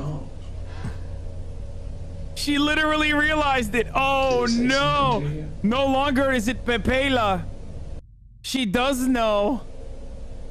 What did you do? Oh shit, dude.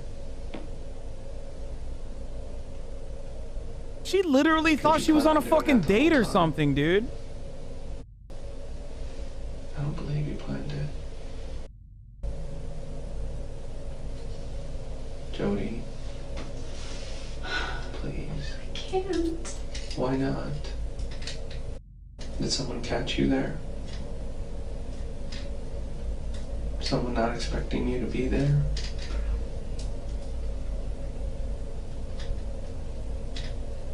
They would have seen my car.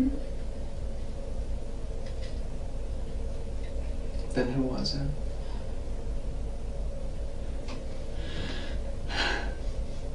I don't know their names. Listen, I can tell you. I can tell you everything that I know or that I remember. Okay. What do you remember? Is there any way I can see those pictures? No, not right now. Can I see them soon? I will. You need to start letting me know what happened. Okay. You're telling me that some other people were there. He was kneeling down in the shower.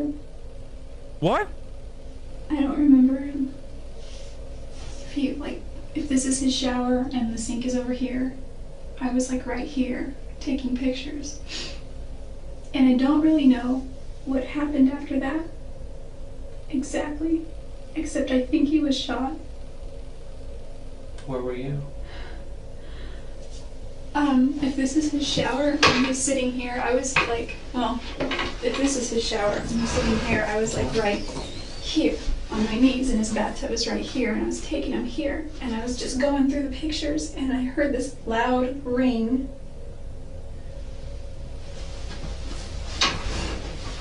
And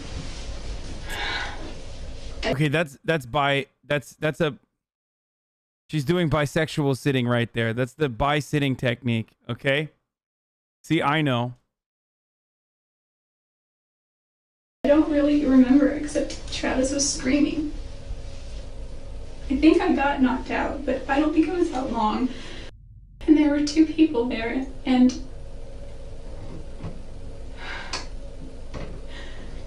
What'd you say?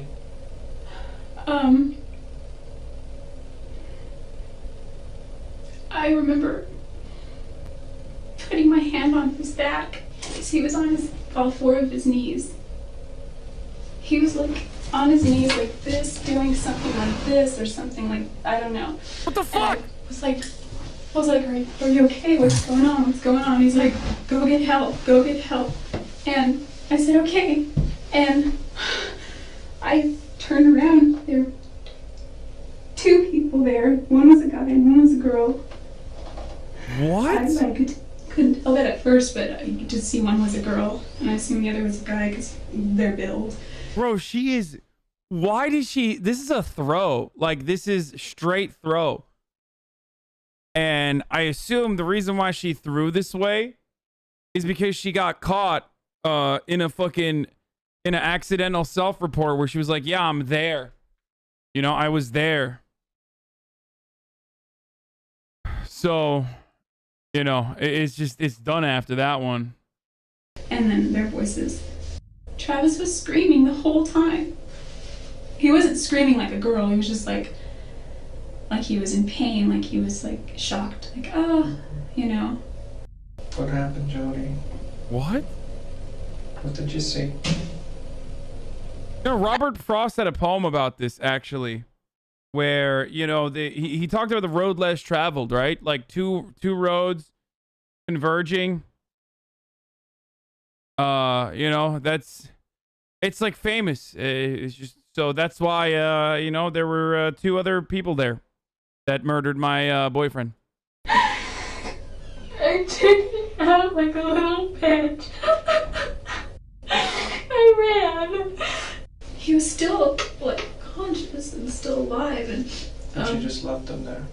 no, I ran into the closet, and he stopped me, and he didn't touch me. He was just held the gun to my head, and he was like, "You don't go anywhere." And he told after he told the other girl to finish it, I didn't see. He told me to stay there and not to move. And where was that, in the closet? No, it was, She describes that the male stopped her from leaving, and then goes into detail about how her phone wasn't charged and how she forgot her phone charger. She then describes how she valiantly tried to save Travis from the female attacker. She was over him, and I just rushed her and I pushed her. In the next moment, she will state that the assailant comes back when she never went anywhere to begin with. Is it just me, or do you guys also kind of feel like impressed by how much these people can fucking lie on the spot? Because, like, in a situation like this, obviously I wouldn't do a fucking murder, but, like, if I was in a situation where, like, I had to lie my way out of it, there is no shot, like, there is, like, no fucking shot I could lie, let alone continuously lie over the course of, like, 2 interrogation sessions, non-fucking stop for, like, 6 hours without stopping. I'd just be like, dude, fuck it. Just put me in jail, dude. That was me. It was me. I did it. Like, there's no shot. You know what I mean? I'd just be like, yeah, there was a guy there. Just kidding. It was, fuck, it's me. I did it. Fucking just, come on. We know, we saw how you play Among Us. Shut up. I was so good at Among Us, dude. Fucking, I was such a sussy baka. Fuck you, dude.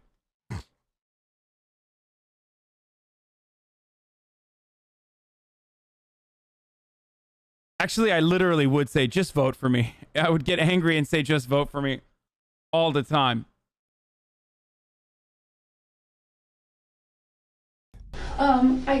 I got Travis, and he wasn't, like, standing up, really. He wasn't really doing much, and I was trying to get him, and she came back. I got him kind of far, like right here. She came back. He was starting to just get weaker and weaker. The irony of, like, you know, coming up with an elaborate lie like this is that I don't know if she doesn't understand this or not, but, like, you need evidence for this, and they already meticulously went over the crime scene. There's, like, none of that shit is gonna match. And this guy came back in, and she said that they needed to do me too, because it was there, and he's like, no, that's not why we're here. From what you're telling me, she was the aggressive one and he was the more passive. Yeah, I mean, there was definitely aggression as far as, I mean, I don't know what you define aggression by, but, like, there was definitely a sternness. So it seemed like they knew him. She's such an idiot, dude. She's never gonna recall this. Seemed to know them. I mean, he was a little out of it. Plus, they had masks on anyway. But he didn't express any kind of recognition. I couldn't talk. The detective takes her back to the moment she tried to save Travis from the female attacker. So I wasn't sure. I just knew I had to hold on to her hands because she had a knife. What hand did she have it in? She had it in this hand, but, well, her right, I guess. So. Right. I think part of the reason why the cop is not, like, losing his mind at this point is because he's like, finally, there's some content. You know what I mean? She's like, finally, she's not talking about the fucking secret anymore. At least, like, these are clearly lies, but at least they're lies that pertain to the fucking murder. You know what I mean? I just said, come on, come on. You know, he was naked, but I didn't care. Just come on. And he's not like, I guilty, can't. just quirky. Come on. He's like, I can't feel my legs. Jodi had obviously seen a lot of bad movies. Bear in mind, this conversation she had with Travis was supposedly happening as she was simultaneously fighting off a knife-wielding attacker. She glosses over the struggle, and she somehow ends up outside the bathroom. The two assailants are now inside the bathroom, arguing with each other about Jodi's fate. She hasn't stated whether Travis is alive or dead at this point. It wasn't like super yelling. It was kind of like hushed but intense. Like, you need to da-da-da. Shut up. It's not over here. things like that. The male assailant then takes Jodi's registration out of her wallet and looks at her address. He said, if you ever say anything about this, he said they'll do to my family the same way, and me. That didn't care so much about me at that point. He said, you need to leave, and don't you call anybody, and don't say anything. He said, I'm giving you one chance. And she said she's gonna rat us off, she's gonna say something, and he was like, shut up. He's like, you get one chance. Jodi then leaves in her car. She of course doesn't mention the fact that she then left Travis a voicemail to give herself an alibi for not being there. I was really scared. I was really... Dude, you're so stupid, dude. I don't believe you. Motherfucker waited 5 hours, dude. Oh my God. Oh. Oh, Jesus Christ. I don't believe you. I came in here hoping that you would tell me the truth. And this is not the truth, Jodi. This is all I know. Does not make any sense. Thank you, Blue Pfeiffer, for the 12 months. I feel that I could have done more. I feel that I should have gotten help. I feel that I should have been stronger. You feel responsible because you did this. I did not Jodi, kill Travis. You did. And there's nothing you can say that'll change my mind at this point. This is an elaborate story which does not make any sense. I've done this for a long time. And this is the most far-fetched story I've ever heard. And it's not going to help you.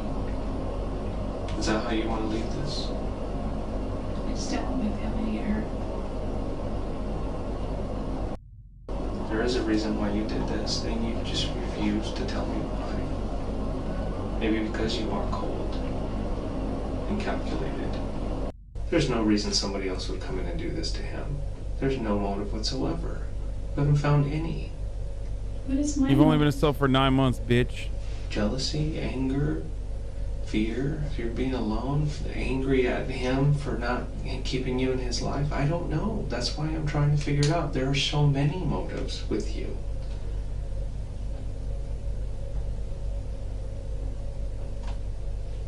Too many. Jodi continues to give random details about the fictional assailants for a further 8 minutes without being asked. The detective then ends the interrogation. One was male, one was female. They were taller than me. Not by a whole lot. Like, what is she thinking here? Like, what the fuck?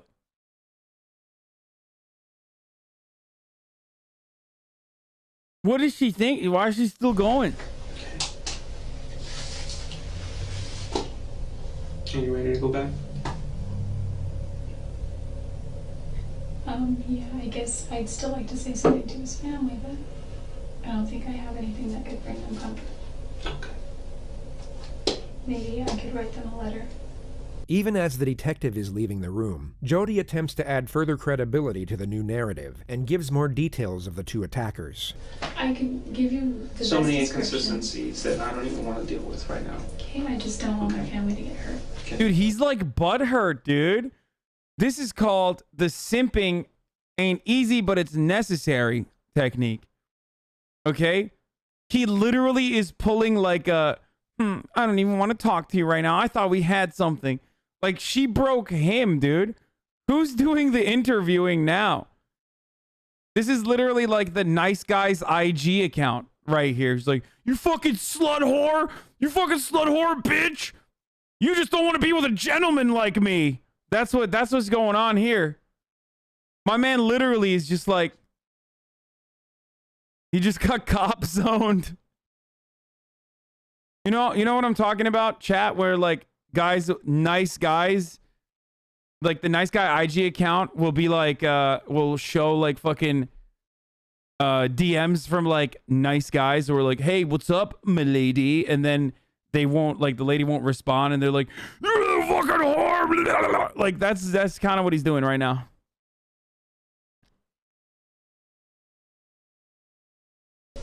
They won't get hurt. Nice guys of Instagram, I think, maybe. That's what you're doing. Okay?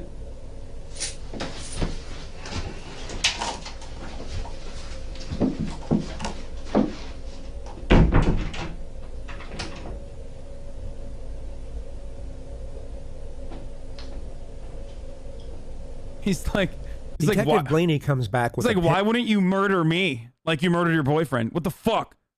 All you want to do is murder Travis and not me. pen and paper Standing 3 right minutes here. later. She was curious to see what Jodi would write to Travis's family. It ended up being a self-serving and whimsical paragraph about how sorry she was that she couldn't save Travis. The family were never given the letter. Jodi completely dissects and carefully examines the ham and cheese sandwich before she eats any of it, and as you've probably guessed by now, continues to behave in a rather Why is she unusual doing manner. that?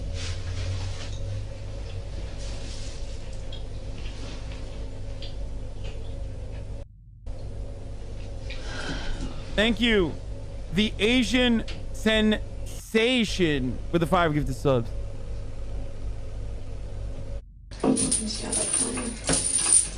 Okay, you ready to go? Wait, is that bisexual behavior, chat? I think so.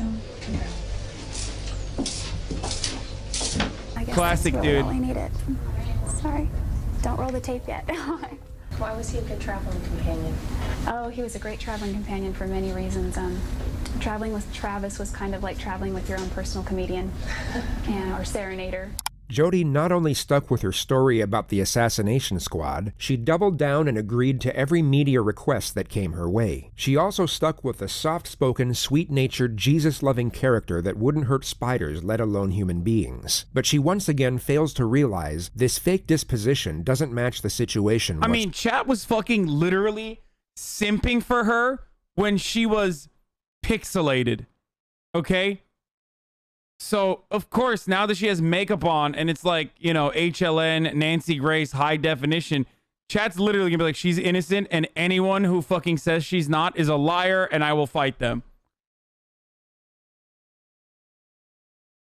God damn it, dude. You Coomers, like, you really do deserve prison time or something. Y'all are fucking crazy, dude. I'm looking at the time codes. Hold on. I keep trying to look at the time codes as they're coming up. If you were sitting in a squalid jail, wrongfully accused of murder, and as a result facing life in prison or even the death penalty, you wouldn't be acting like this. She's trying to come across as the innocent girl next door, but she just looks like a terrifying lunatic. To know that he was stabbed some 27 times and shot once in the left cheek. Who could have done this to him? I don't know. Who do you think killed him? I have no idea. Jodi, you're pretty calm sitting here. How are you managing to stay so calm? Through my faith and through the knowledge of my own innocence. That's the only thing. I would be shaking in my boots right now if I had to answer to God for such a heinous crime. Jodi Arias killed. Oh, fuck. She got bangs, dude. God damn it, dude. Luckily, they're like half bangs. Like, it's not full bangs, okay? Travis Alexander. There is no question about it. This is Jodi's defense team, and what you just saw was the very beginning of their opening statement on the first day of her trial. The date is January 2nd, 2013. Exactly 4 years, 6 months, and 2 days after Travis was murdered. The $1 million question is what would have forced her to do it. What? They must have figured the assassination story wouldn't go down well with a jury, especially when confronted with the many steps Jodi took to get away with the murder. So the narrative has now changed for a third time, and the defense have to come up with a plausible explanation for Jodi's trail of deception. The hole she had dug herself into was exceptionally deep, and her attorneys are now crafting the rope to pull her out. Jodi did not always tell the truth about what happened that night. She was scared. Scared about what had happened and scared about what she had done. She had absolutely no experience with police interrogation before. You don't say. And so when they talked to her, she wasn't always truthful. Her fear... Dude, sometimes, dude, I like in the 90s, there were a lot of memes about lawyers, right? About how like they're the devil, blah, blah, blah. Like, I feel like it doesn't happen anymore as much. Like, people don't really shit on lawyers as much. It used to be like a very common trope or a meme that like lawyers are horrible people. And I'm remembering why these memes existed. What the fuck is this, bro? The lawyer's literally like, she did it. We're just gonna lie now and act like she did it for something different, dude. That's insanity, okay? Like, actual demon behavior is like knowing full well that your fucking client is guilty of a murder and just making up a new story as you go along just to like get her off. And I know that there's chatters in here who are going to be like, oh, that's what a good lawyer is supposed to do, dude. Like, that's what a good lawyer is supposed to do. And it's like, I don't know. I don't know what to say to that. I don't know what to tell you. I feel like that's not what a lawyer is supposed to do. But what a Twitch streamer is supposed to do is tell you when it's the top of the hour, 10 minutes before it's actually the top of the hour, to get you fucking not excited for the ad break.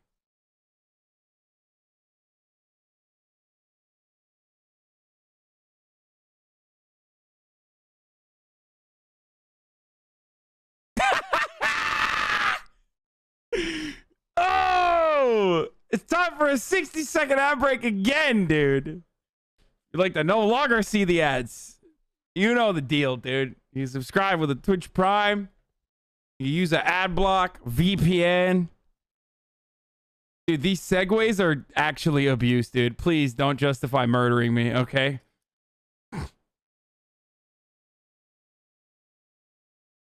I fucking got you, dude. That was a good ass segue, dude.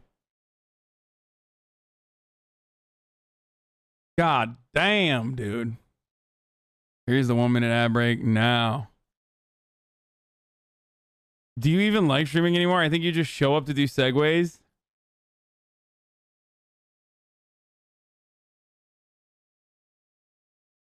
Wait, so how do these demons of lawyers make money? Like just from media coverage? What do you mean? No, they make money from... Wait, they charge her, I think. I think she's from like a decently rich family, no? I literally am on the verge of not watching you anymore. No shot. You've been in here since fucking 10/11/2020. No shot you stop now.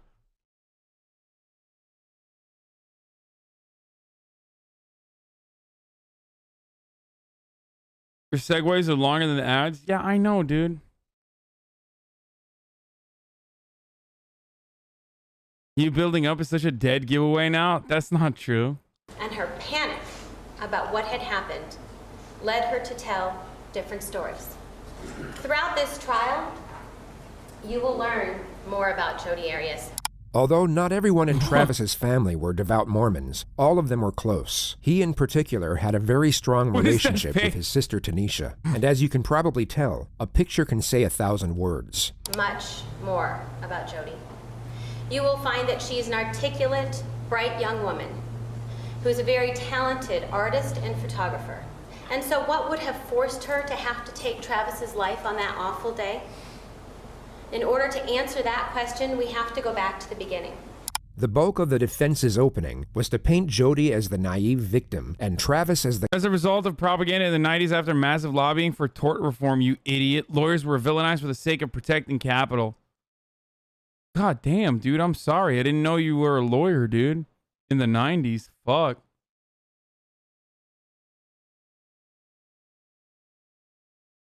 I mean, I'm watching lawyers be demons right now, dude.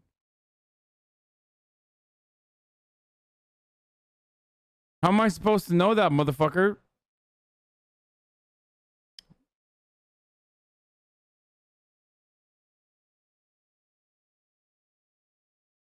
The calculated villain. Being a temple member and an executive director... For the record, for the people who are saying, it's her right to a fair trial or whatever.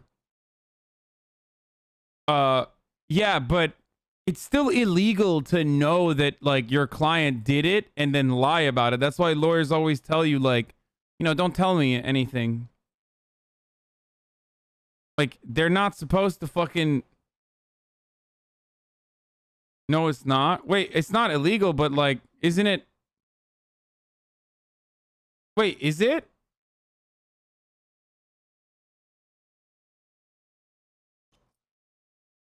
I mean, lawyers can't testify because they have attorney-client privilege, but can't they be asked? Actually, I don't know. It's illegal for them to allow you to perjure yourself?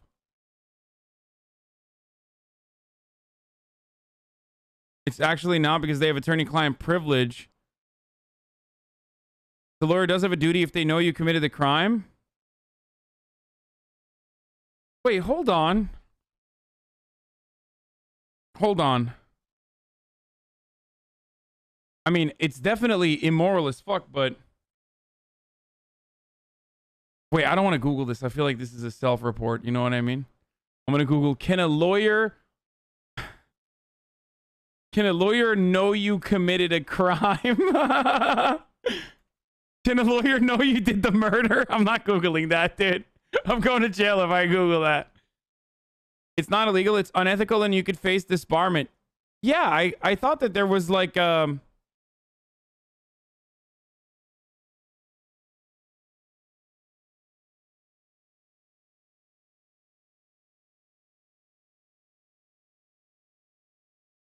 If the client tells the attorney about the location of a missing witness or victim or a key piece of tangible evidence, the attorney sometimes will need to disclose that information. If a lawyer knows what a witness plans to commit perjury or has committed perjury, they will have a duty to disclose information to the court.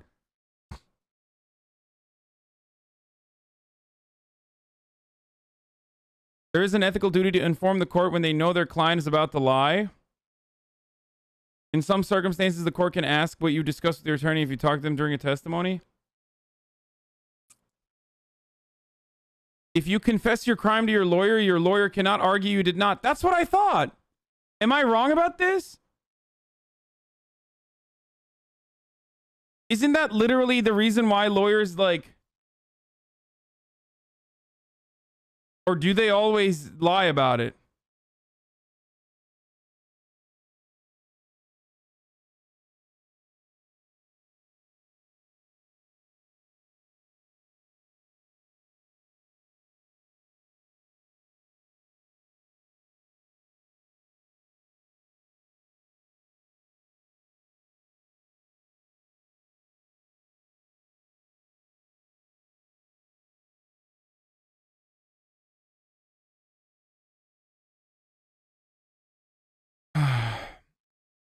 Okay, armchair lawyer, you can trust me. In the course of representing a client, a lawyer shall not knowingly A, make a false statement of material fact or law to a third person, or B, fail to disclose a material fact to a third person when disclosure is necessary to avoid assisting a criminal or fraudulent act by a client, unless disclosure is prohibited by Rule 16. I'm not saying this lawyer is, but like, I thought that you're not supposed to fucking tell your lawyer if you did the murder, because then like the lawyer can't be like, my client didn't do the murder. I'm not saying for this reason.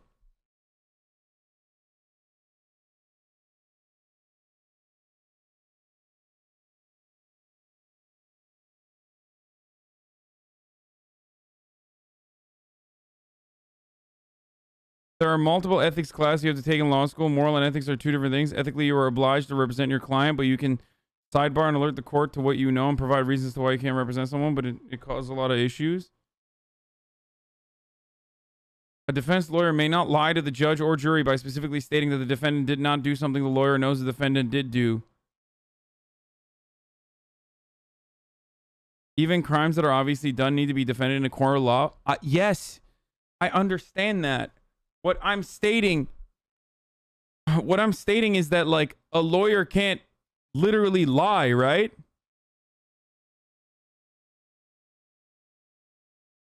Lawyers can perjure themselves, or let you perjure yourself. That's the rule. So if you tell, it's a problem. Yeah.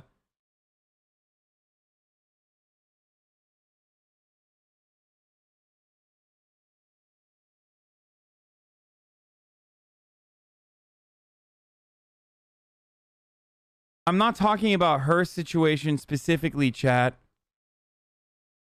I'm not talking about this situation specifically. I'm saying in general, if you have done a crime, like a murder or whatever, you're probably not supposed to tell your lawyer that you literally did the murder, because while it is still technically covered under attorney-client privilege, no,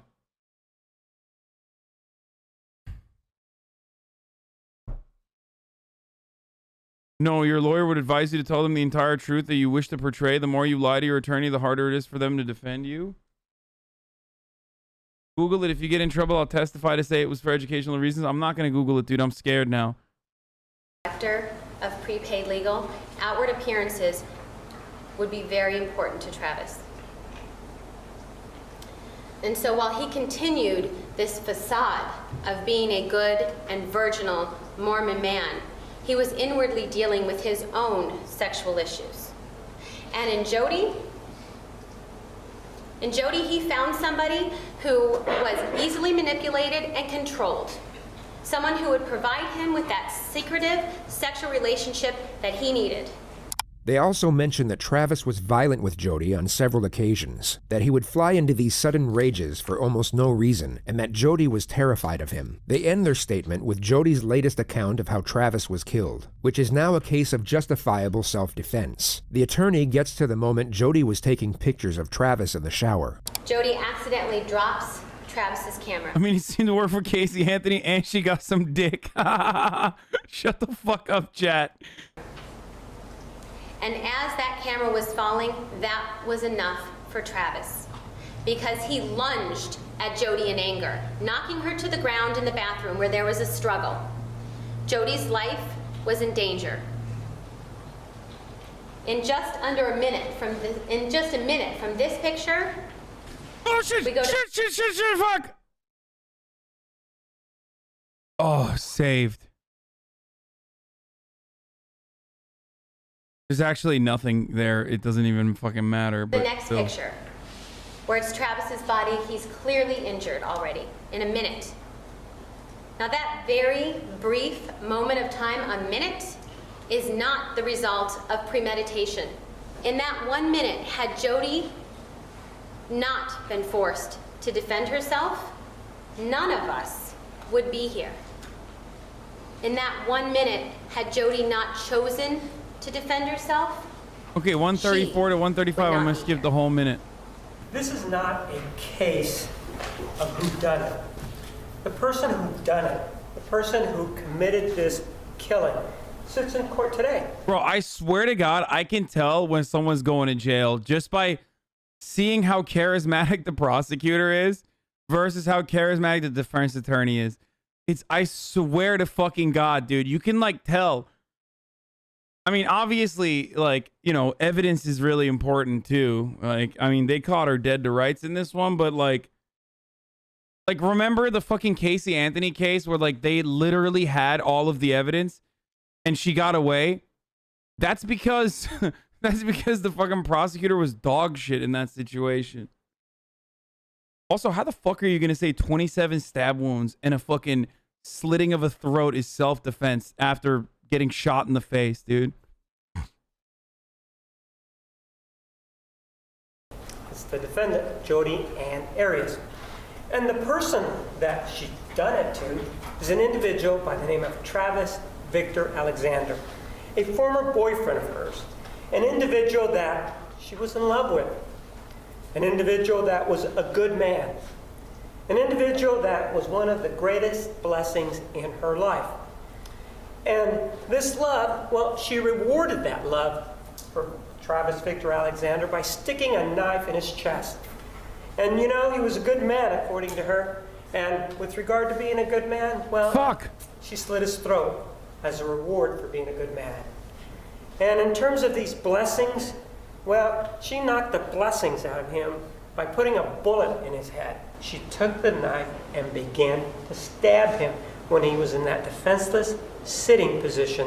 This is very important to take note of. The prosecution just referred to this. the last photograph of Travis alive. Their argument is that Jodi either asked him to sit down or at least waited for him to sit down before she began her attack. She knew Travis had to be in a disadvantaged position before she commenced her assault, and the prosecution's argument is that it was at this moment when Travis received a stab wound to the heart. He would have then began to rapidly lose consciousness from that point forward. He attempted to protect himself and escape, but Dude, he's like naked after the shower. Okay? The only other position where a man feels more vulnerable than like naked right after the shower is if he was wearing a t-shirt with no underwear. Okay? Those are the two, that's the most vulnerable position you can be in, dude. I'm just, like, literally. If he was wearing a t-shirt with no underwear, that's the most vulnerable. But then the second most vulnerable is when you're naked, laying in bed, after a shower. Not good. He was soon overwhelmed by his attacker due to the rapid blood loss. The pool of blood outside his bathroom reinforces the argument that his throat was cut after the stabbings. Jesus and a coroner's Christ. report, which will be revealed in more detail later on, concludes that Travis was in all likelihood shot in the head last. Jodi's version, on the other hand, has to be that Travis was shot first. The reason for this will also be explained later on. And began and stuck the knife in his chest. He struggled. He grabbed the knife. And when he grabbed the knife, of course that resulted in more blood. I pushed the girl who was there, and I was able to get the better of her, and I was about to run out, get out and go get some help. Except that I was then confronted by the guy. This guy started looking through my purse. And lo and behold, in my purse, believe it or not, I happen to have my car registration that shows my address, because that's what I carry around. So they knew, they being this guy, knew exactly where I lived. And he said to me, well, if you tell what happened here, the same thing's going to happen to your family. Bro, this is so dumb. I mean, she's so... story now. Now, it's not that she wasn't there. Now, it's not that it's two people with whatever variation she may have provided to these national shows. Now, she admits it. It was her. She's the person who actually did this. And even though she says that, she still has a view as to the evidence. And this is exhibit number 248. No jury is going to convict me. Why not? Because I'm innocent, and you can mark my words on that one. No jury will convict me. I also ask that you mark her words while you're marking the guilty verdict for her premeditated killing of Travis Alexander. Jodi spent 18 days on the stand. When she knew what questions were coming, and when completely uncontested, she was very much in her element. She was able to respond to the questions instinctively, and her dialogue came out in a confident and natural manner. You could tell she had each and every one of her responses planned to. Dude, you literally called a black woman a Nazi today because of what she said about rap music? Dude, literally fucking spamming it. Spamming it right now. Dude, one, I don't know who the fuck is black and who the fuck is not black. Why the fuck am I supposed to know that?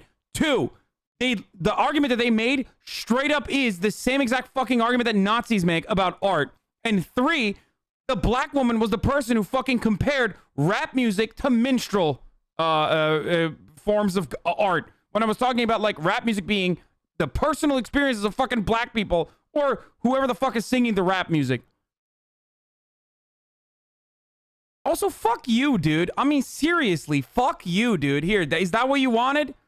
There you go, dude. Here, you got fucking banned now. God damn, dude.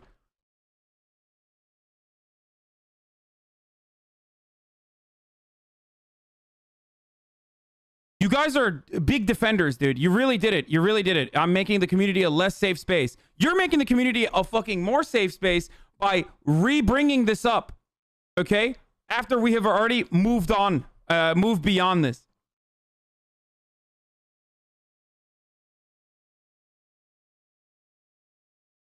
What a fucking idiot, dude. Yo, thank you for your defense, dude. You really exposed me for the racist I am and showed everybody how non-racist or anti-racist you are. God damn, dude.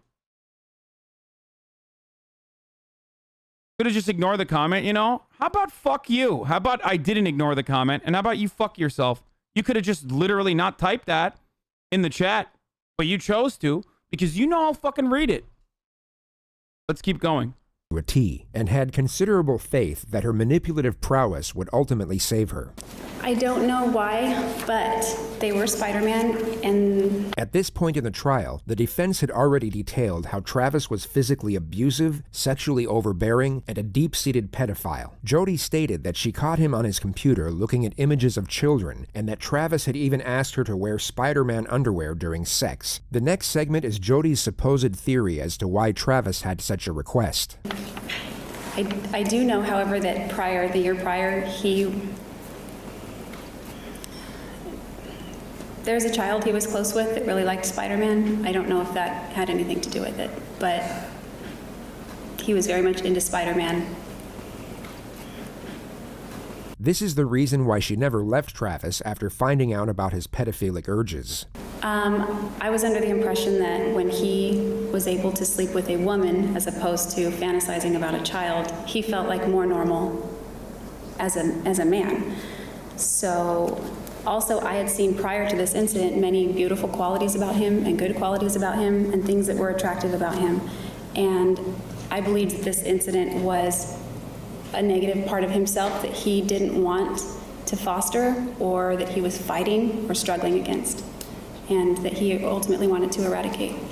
So just to clarify what she actually said, her understanding and support of nature was the reason she stayed in a relationship with an unashamed pedophile. She kept it a complete secret, hoping he would change, all the while he was being physically and emotionally abusive on a regular basis. She's tearing down his character, but trying to do so in a subtle manner. She gives off the impression that she's holding back on his detraction to preserve some of his reputation, when she's actually trying to destroy it as much as she possibly can. This is Jodi's version of events that led up to the killing in her own words. It's important to note that when you rehearse something in your head repeatedly, it can be as though it actually happened. And as we know, Jodi had nothing but time on her hands for the last 4.5 years. The clip will begin at the moment she dropped Travis's camera. It slipped. It was kind of like, the best I could describe it, like when you go to catch a football but it bounces and you kind of fumble it a little, because it didn't slip and just drop. It slipped and I tried to catch it and it kind of bounced a little and then fell on the ground and bounced and rolled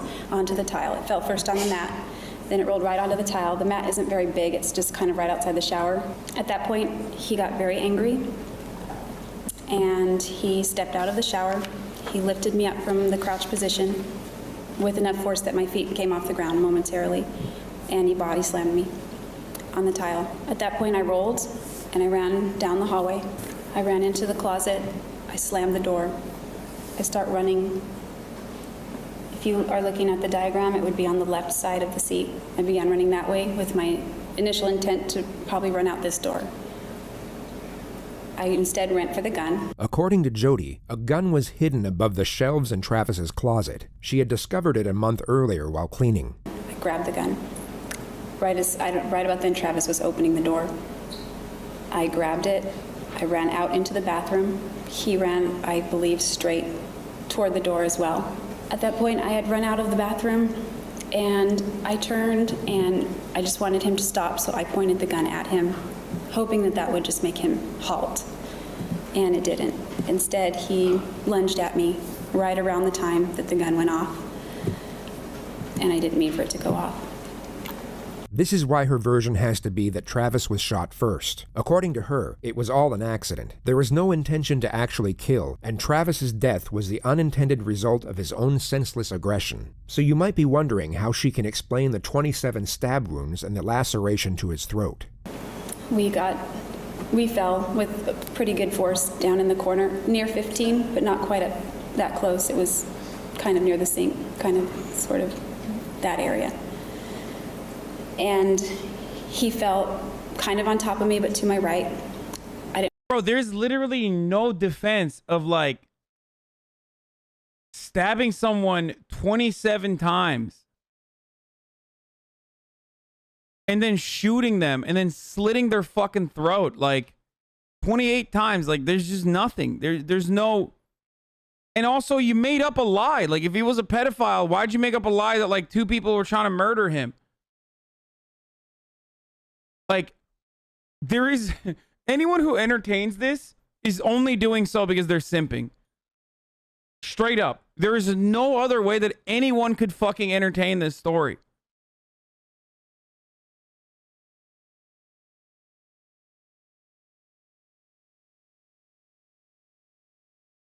Yes, there is this one, and that doesn't mean it's a good one. I didn't want him to get on top of me. He was grabbing at my clothes. He was trying to get on top of me. I don't know where the gun went at that point. It was not in my hands anymore. Like, seriously, I just can't get over it. Like, okay, so he was a pedophile. Came out of the blue, by the way. What the fuck? But, like, that's still not a defense, okay? There is no, like, oh, he was a pedophile, which is why I murdered him when he wasn't even, like, doing anything in the act. You know what I mean? Like, legally speaking, you can't just be like, oh, well, you know, this person is a pedophile, so that's why I murdered him. Without any evidence whatsoever. But also, like, if he's a pedophile, like, why'd you defend him and act like he was being murdered by someone else? I know she's trying to do the, you know what she's doing? She's doing the white cop defense, okay? This is what cops do when they kill black people. They, like, literally disparage the person, lie about their situation, or if they have a criminal record, they will bring that up over and over again. That's what the media does. That's what she's trying to do here.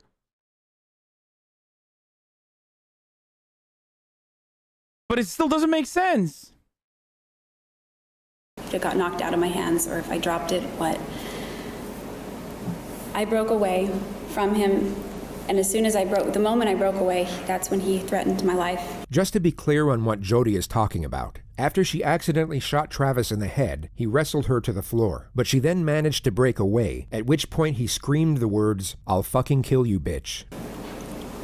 I'd have no clear memories after that, at all. Things began to get really foggy after the gun went off. So there it is, her explanation as to why she slit the throat and continued stabbing the man she had no intention of killing is that she can't remember. The trauma of the situation caused complete memory loss, but she's able to detail how terrified she was right before her recollection goes blank. It's hard to describe the fear. It was like mortal terror. It really was. When he was trying to get on top of me, I thought he was, and then he threatened my life. I really thought he had intentions to kill me. So I don't remember any specifics of what happened right after that point. This is her explanation as to why she never called the police once she came to her senses, and also why she went to such lengths in order to cover up her involvement. I didn't want people to know the kinds of things that were going on in our relationship. I felt that if I told police Travis attacked me, I would have to give explanation as to why he attacked me. And if I gave explanation as to why, I would have to go back through the different incidents that we'd gone through and how those things didn't really begin until after I walked in on him. I believe they were related, and I didn't ever want to go there. So it was all convoluted, and I thought that by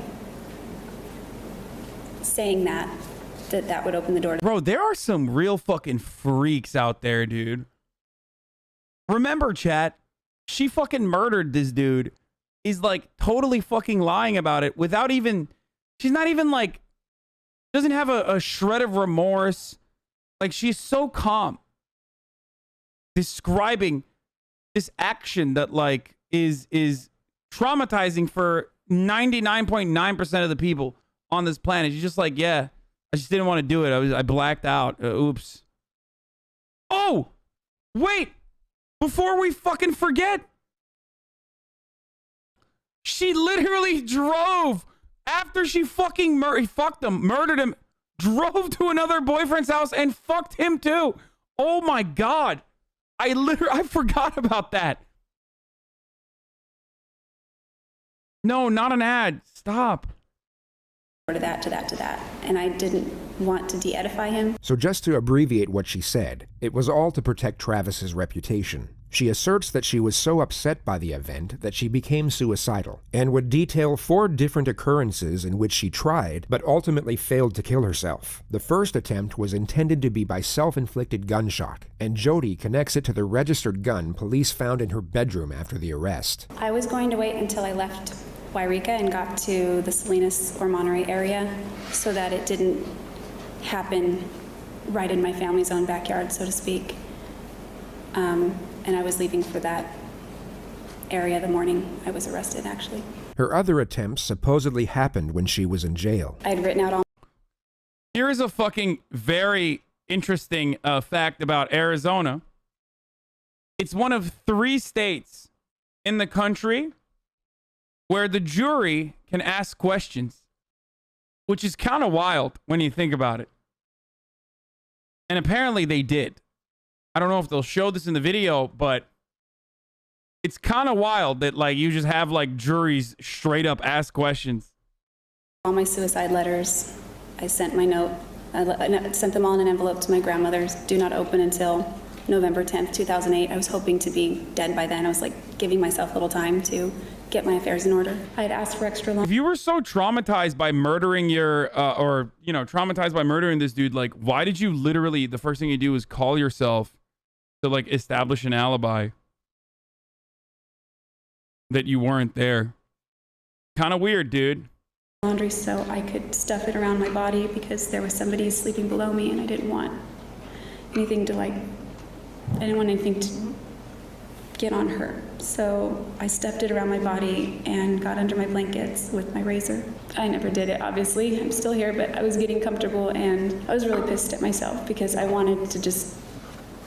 just wanted to be done. The final strategy from the defense is to portray self-blame from the defendant. It's a subtle ploy to make it seem as though she's not even trying to appear innocent, and thus give credibility to everything she had stated up to this point. Have you forgiven yourself for not finding another way out of the situation you found yourself in on June 4th? No, I think that if I had just left before any of that happened, I have a million regrets. I mean, I was scared of him and I reacted, but I still... Right equals win. I will always regret everything about that. Do you blame yourself for not taking some other alternative measures? Yes. I think maybe if I had handled the gun properly and I meant to just point it at him. I thought it would stop him. And maybe he wouldn't have gotten as angry as he did. Maybe he wouldn't have threatened to kill me. I don't know. Ma'am, do you remember having a conversation with Detective Flores of the Mesa Police Department back on July 15th of 2008? Yes. And this was the day that you were arrested, right? Yes. What's fascinating about this prosecutor's approach is that the vast majority of his cross-examination doesn't even challenge Jodi's new storyline. He simply asks specific questions within it. He puts a microscope under certain elements and lets the absurdity of it all speak for itself. And during that time, you told him something, and let's take a look at it right now. Okay. I think you can help us. I would love to help you in any way that I can. Okay.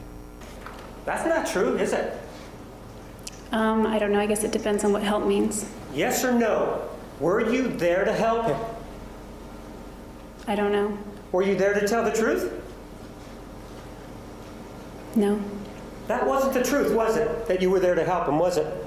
No, that was not the truth.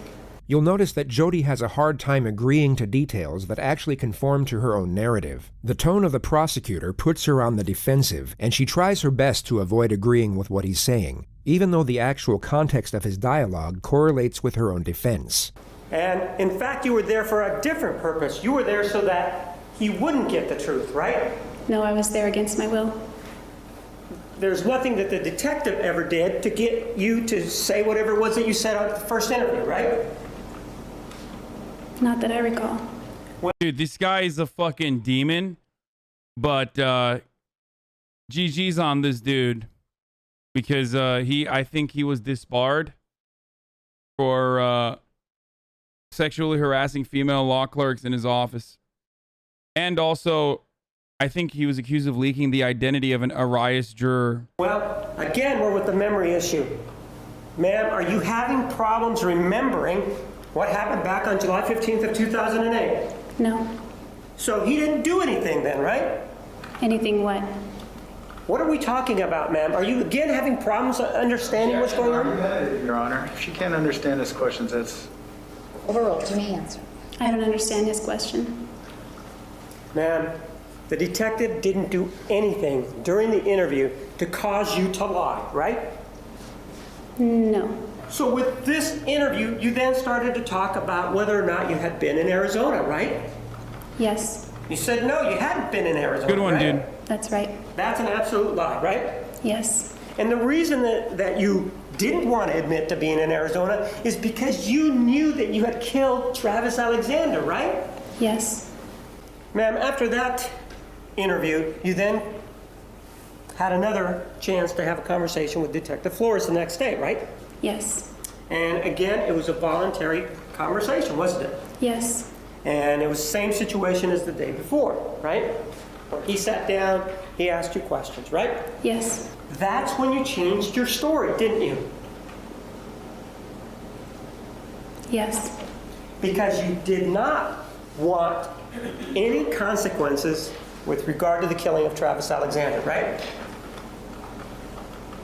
I wasn't concerned about consequences at that point. That wasn't my goal. So, well, was your goal to go to prison? Not a physical prison on Earth, no. I was trying to kill myself, I think. Ma'am, you've said that many times, that you tried to kill yourself, right? In court.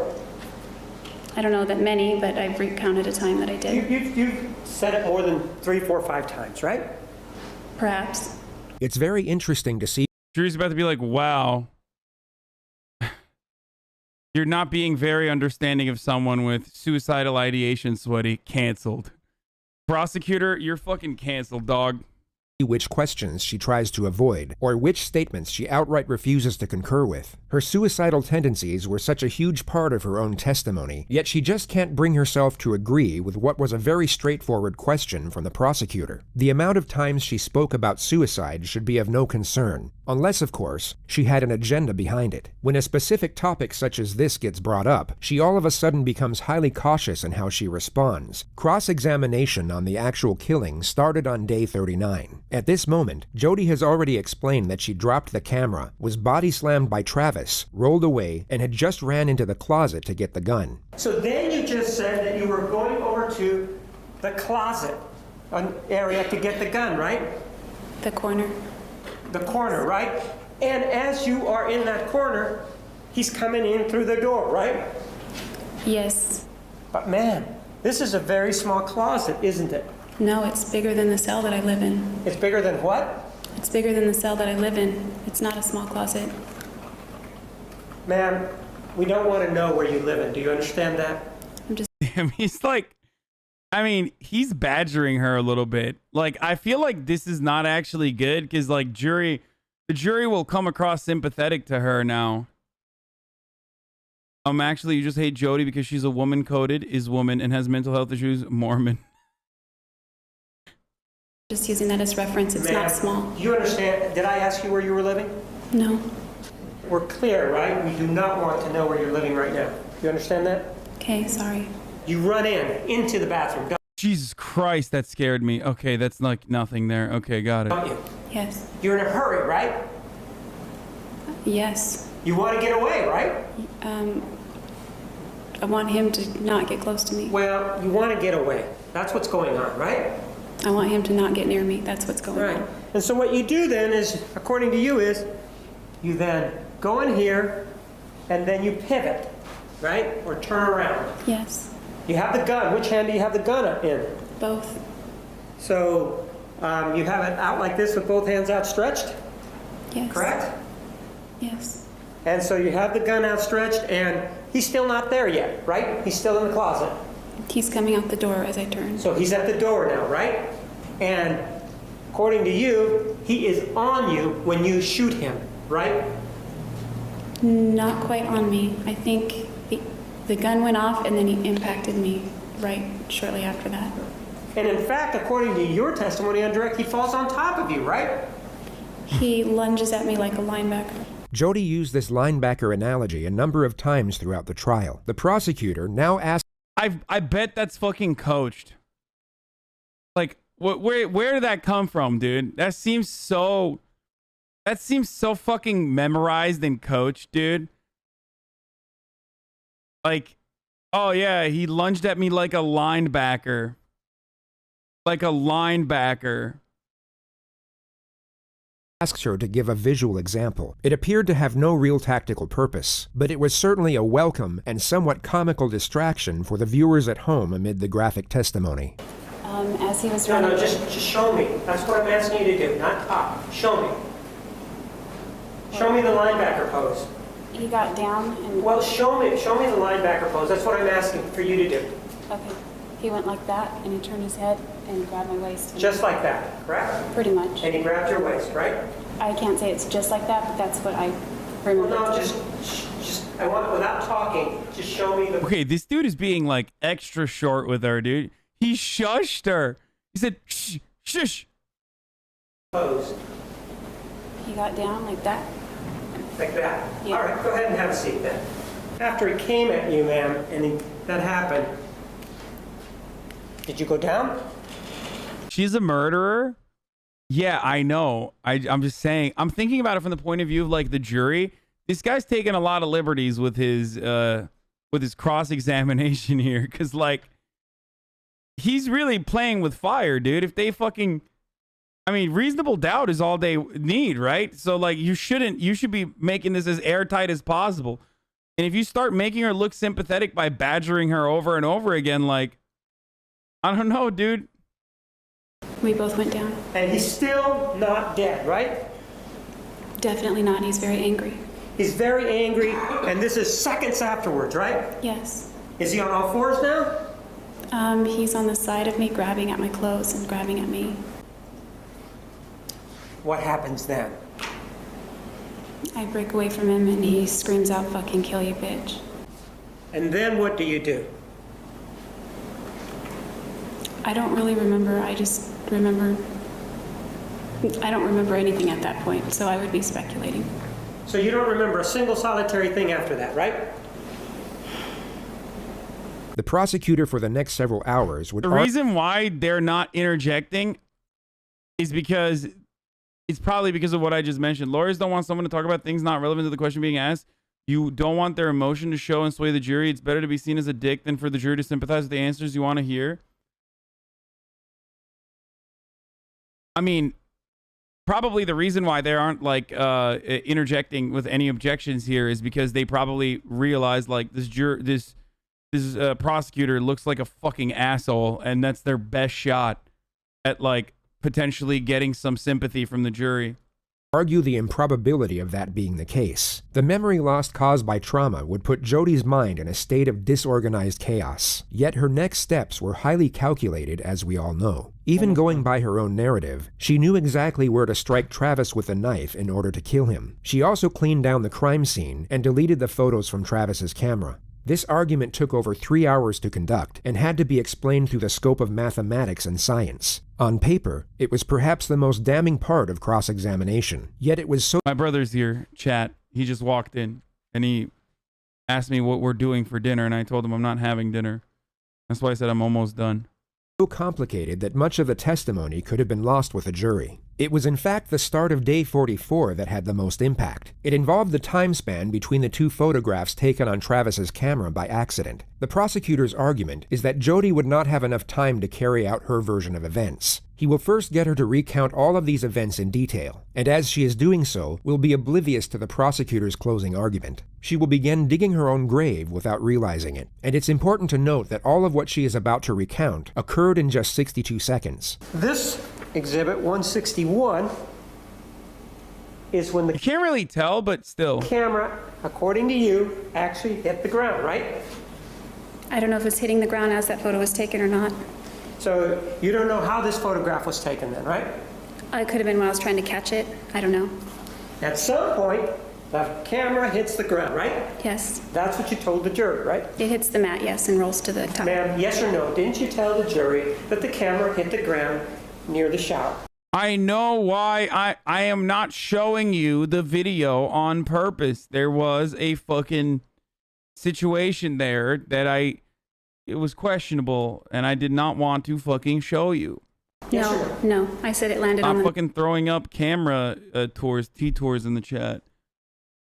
If you keep hitting the pause button, it's gonna get stuck that way. This Is that dude has near been the shower? workshopping this joke for the past hour and a half, dude. Finally, I read it out loud. Are you happy? Yes. Is the mat on the floor near the shower? Yes. And the camera hitting the mat, would that be near the shower? Yes. And you then said that Mr. Alexander... Wait, what is this? This clip from the Jodi Arias trial is so fucking crazy. Did he ever ask you to wear an outfit like that? No. Did he ever ask you to... What is that?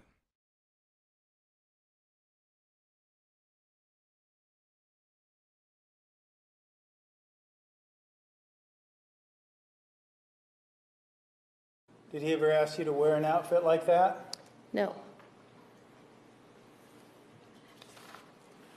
Did he ever use phrases? You puts me on another planet. You are the ultimate slut in bed. No wonder I blow enormous loads every time. I want to send one down your throat. That you're the ultimate slut in bed? No. And did he talk to you about blowing enormous loads every time? No.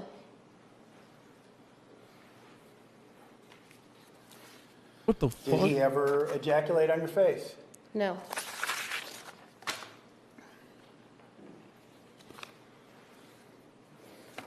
Did he ever call you a whore, No. a slut, No. a three-hole wonder? No. A three-holed wonder? Dude, that's fun. Dude, what is happening here, dude? What does that even mean? What's a three-holed wonder? Oh, her asshole, her pussy, and her mouth. Oh, Jesus Christ, that's... It was stuff Jodi alleged Travis said and wanted to do to her. Did he ever tell you how he wanted to tie you to a tree and, quote, put it in your ass? No. Must have had a different relationship that he did with Miss. Wait, so that was the defense's defense, was that, like, he was a bit of a sex pest. Not a bit, but, like, actually a sex pest, right? Like, he was kinky as fuck. And that... No, it means bowling ball. Three-holed wonder. Why the fuck is sex talked about in the court? The fuck kind of respect and discipline is that? Guys, they're trying to get her. They're trying to get her out of going to jail for life, dude. What the fuck? It's a trial, dude. You know they show him naked. Like, that's how it works. They also show him murdered.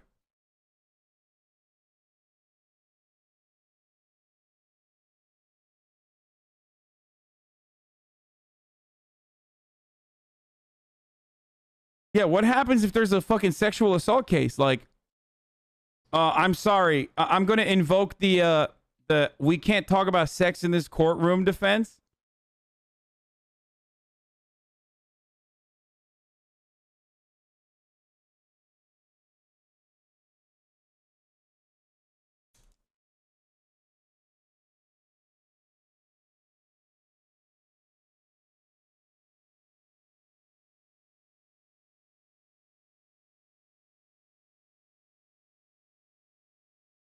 I think they're trying to show he was abusive as well. I kind of think he was, but it doesn't. No, he was not fucking. Dude, her testimony, even her testimony about how he was abusive, revolves around like him asking for sexual acts. I think the thing was like that. She said that he would want to do anal and oral only because he's a Mormon. But also, again, a lot of that testimony is like questionable at best.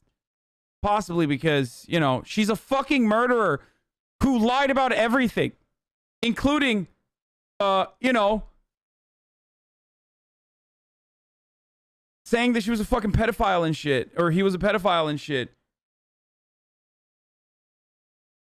So yeah, I think I'm gonna go ahead and not believe the lady who stabbed this dude 28 times and then slit his fucking throat and then shot him.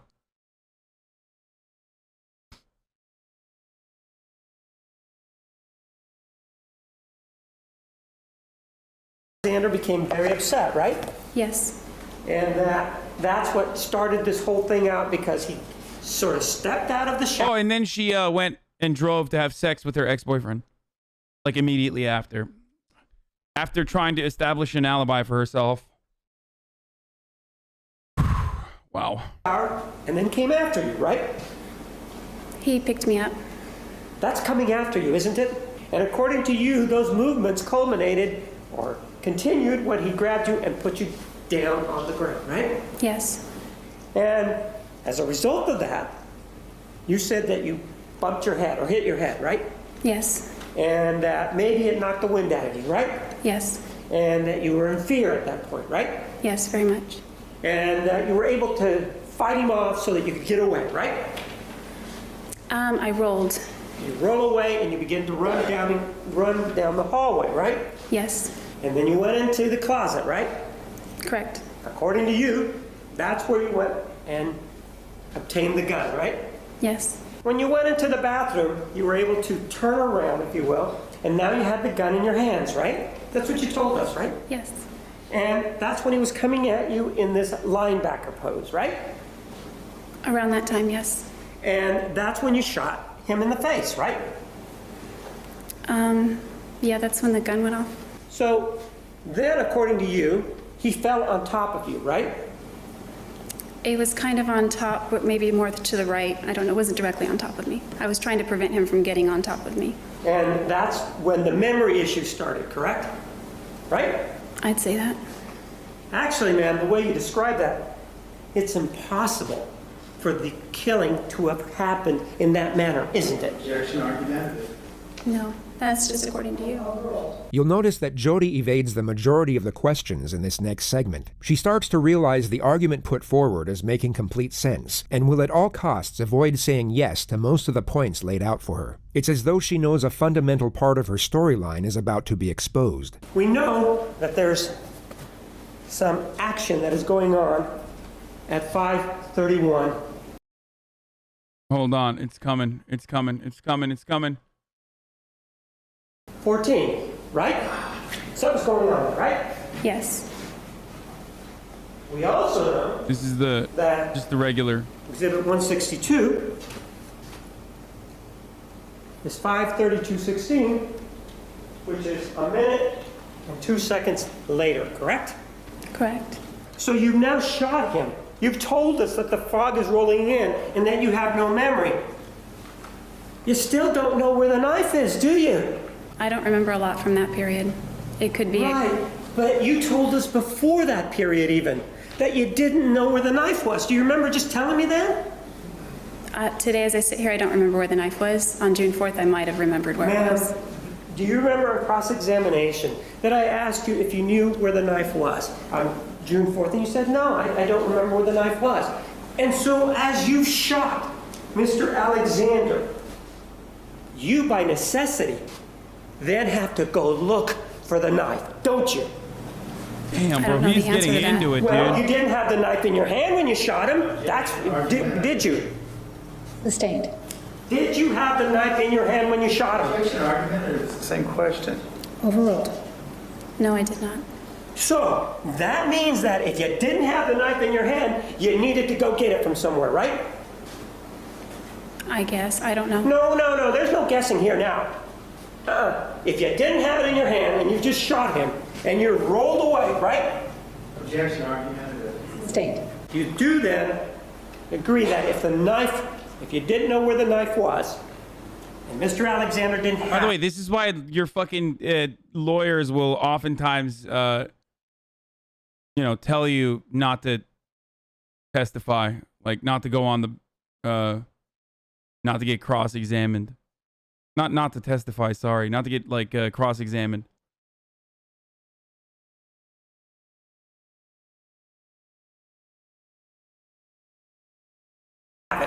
It would take time for you to go find that knife, wouldn't it?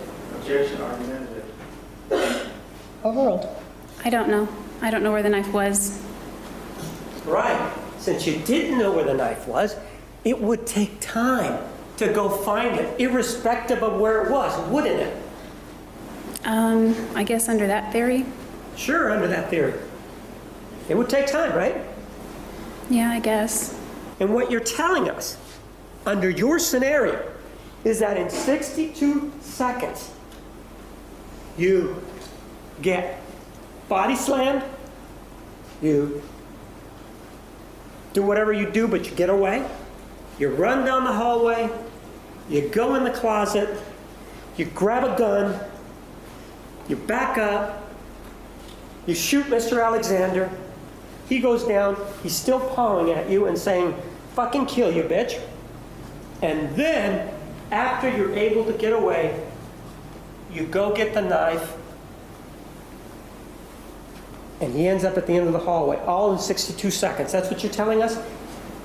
No, that's not what I'm saying. And he didn't say fucking kill you bitch till I got away. And Pardon? He didn't say fucking kill you bitch until after I got away. You said he said it before I broke away, but he said it right as I broke away. She just created a non-argument for the purpose of deflecting from the primary contention. Whether or not Travis said those words before or after she broke away has no bearing whatsoever on the prosecutor's assertion, which he now reiterates. And then you had to go get the knife for everything to occur so that we got here. I don't know all the particulars of what's going on in that picture, so I can't even say if that's true or not. You might be thinking Jodi has an argument here, that perhaps Travis was only shot and not stabbed. This would have given reason for the blood, and contend that Jodi wouldn't have had to go looking for the knife. But the medical examiner found little to no bleeding at the site of the bullet track. The probable reason for this is that Travis was already dead. But there are also medical phenomena that could still prove Jodi's narrative to be true. What she can't prove, however, is that this blood came from the gunshot. You say that he gets shot, right? That's correct. Goes down.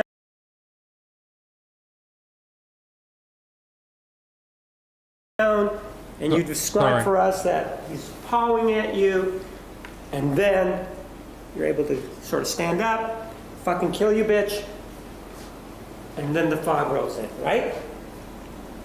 No, then I have no memory. The fog was already there. The fog was already there. And did you or did you not have the knife with you? I did not. And you obtained it at some other point when you can't tell us, right? It would appear that way, yes. You say it would appear that way. Let's be clear, there wasn't anybody else there, right? That's correct. And you did stand up at some point. You remember telling us that, right? I believe I did. And when you stood up, he was still on the ground, right? I don't recall looking back. Pardon? I don't recall looking back.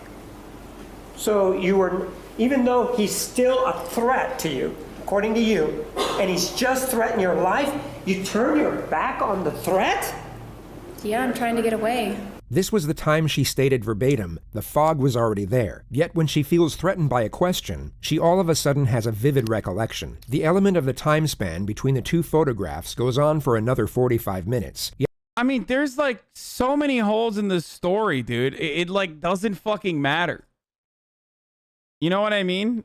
Like I feel like they're having an argument over they're having an argument over semantics at this point on an issue that is like super fucking clear cut. Yet the full context of the argument had already been asserted by this point, and perhaps strengthened by Jodi's defensive posture throughout the entire exchange. When a battered woman is attacked and they're defending their life, they don't know when to stop. Travis Alexander's body was stabbed 27 times. It may be that Jodi Arias didn't know when to stop. This individual, the defendant, Jodi Ann Arias, killed Travis Alexander. And even after stabbing him over and over again, and even after slashing his throat from ear to ear, and then even after taking a gun and shooting him in the face, she will not let him rest in peace. But now, instead of a gun, instead of a knife, she uses lies. This is an individual who is manipulative. This is an individual who will stop at nothing and will continue to be manipulative and will lie at every turn and at every occasion that she has. Everything in this case points to the fact that it did not happen. There are no medical reports, there are no friends, there is no one that can come in and say anything about that. There are no medical records, there is absolutely nothing. There is a direct strike to his neck, which is an indication of somebody who is thinking, this person's not going to live. He may get away from me in the shower. He may get away from me all the way to the sink. And he may stumble his way down that hallway. But you know, I caught him. Dude, what the fuck? Bro. I mean, this is over, dude. This is over, dude. This is fucking GG, no re, bro. Look at this. Like, it's like fucking.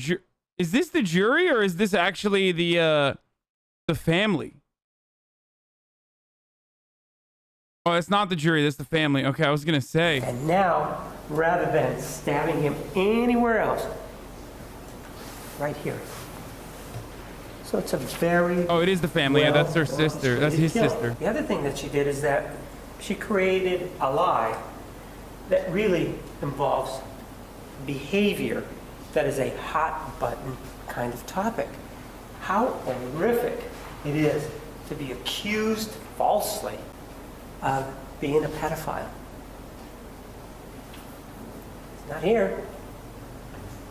He's not here to say, no, that's not true. And so Snake goes to the computer and doesn't find anything there. Oh, no, I changed my mind. It was actually images. First of all, her journal indicates that there wasn't such an event. Second of all, the text messages also indicate the same thing. And what human being, if that is the allegation, if they really are caring, what human being doesn't go to the police and say, or somebody else, this person is a pedophile? What she does, well, it's the new approach. It's the new approach to pedophilia. What does she do? Well, let's jump in the sack. That's what we're going to do. The State of Arizona versus Jodi Ann Arias, verdict, count 1. We, the jury, duly impaneled and sworn, in the above entitled action, upon our oaths, do find the defendant as to count 1, first-degree murder, guilty. 5 jurors find premeditated, 0 find felony murder, 7 find both premeditated and felony. Just a couple of minutes ago, you heard the verdict from the jury. What are your thoughts? I think I just went blank. Bro, what is this? Like they're fucking interviewing her like she's like she missed a tackle or something. You know what I mean? It's like a post-game interview. What do you have to say? Many people are saying that the Lakers were better off without you. What do you have to say to those haters?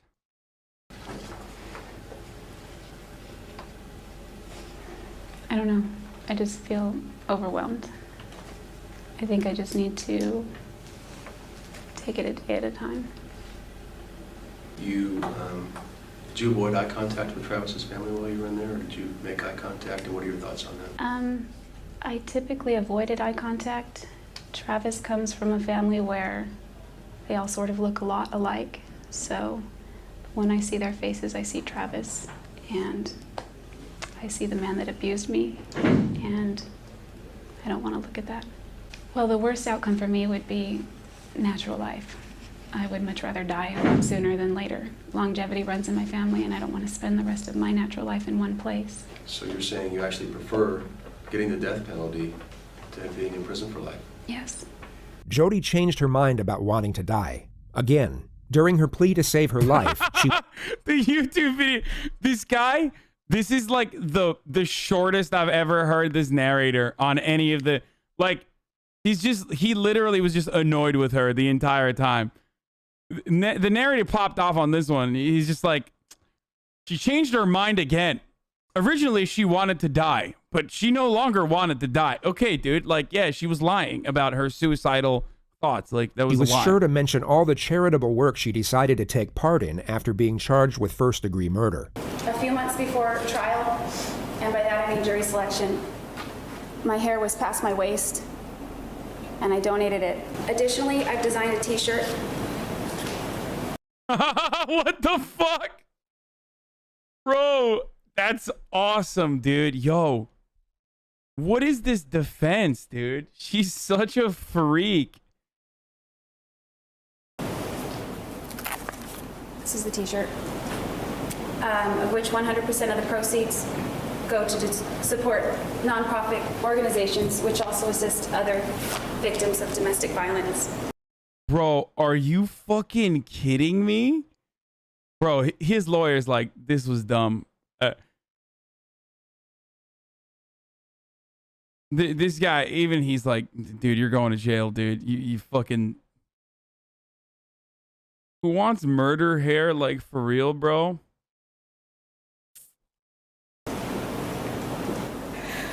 We can never get him back.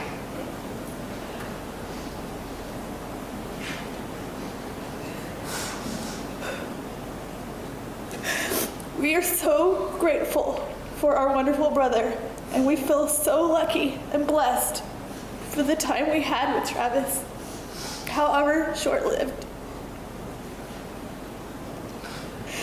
We would give anything to have him back. Anything. Thank you. The right thing, the difficult thing in this case, because it's never easy, her duty, the difficult thing to do under these circumstances, the only thing that you can do based on the mitigating circumstances and their lack of, is to return a verdict of death. The simple question that's before you is, do you kill her? That's the question. What? She has done something very bad. She did. And you have convicted her for that. You have told her that she is guilty of first-degree murder for that.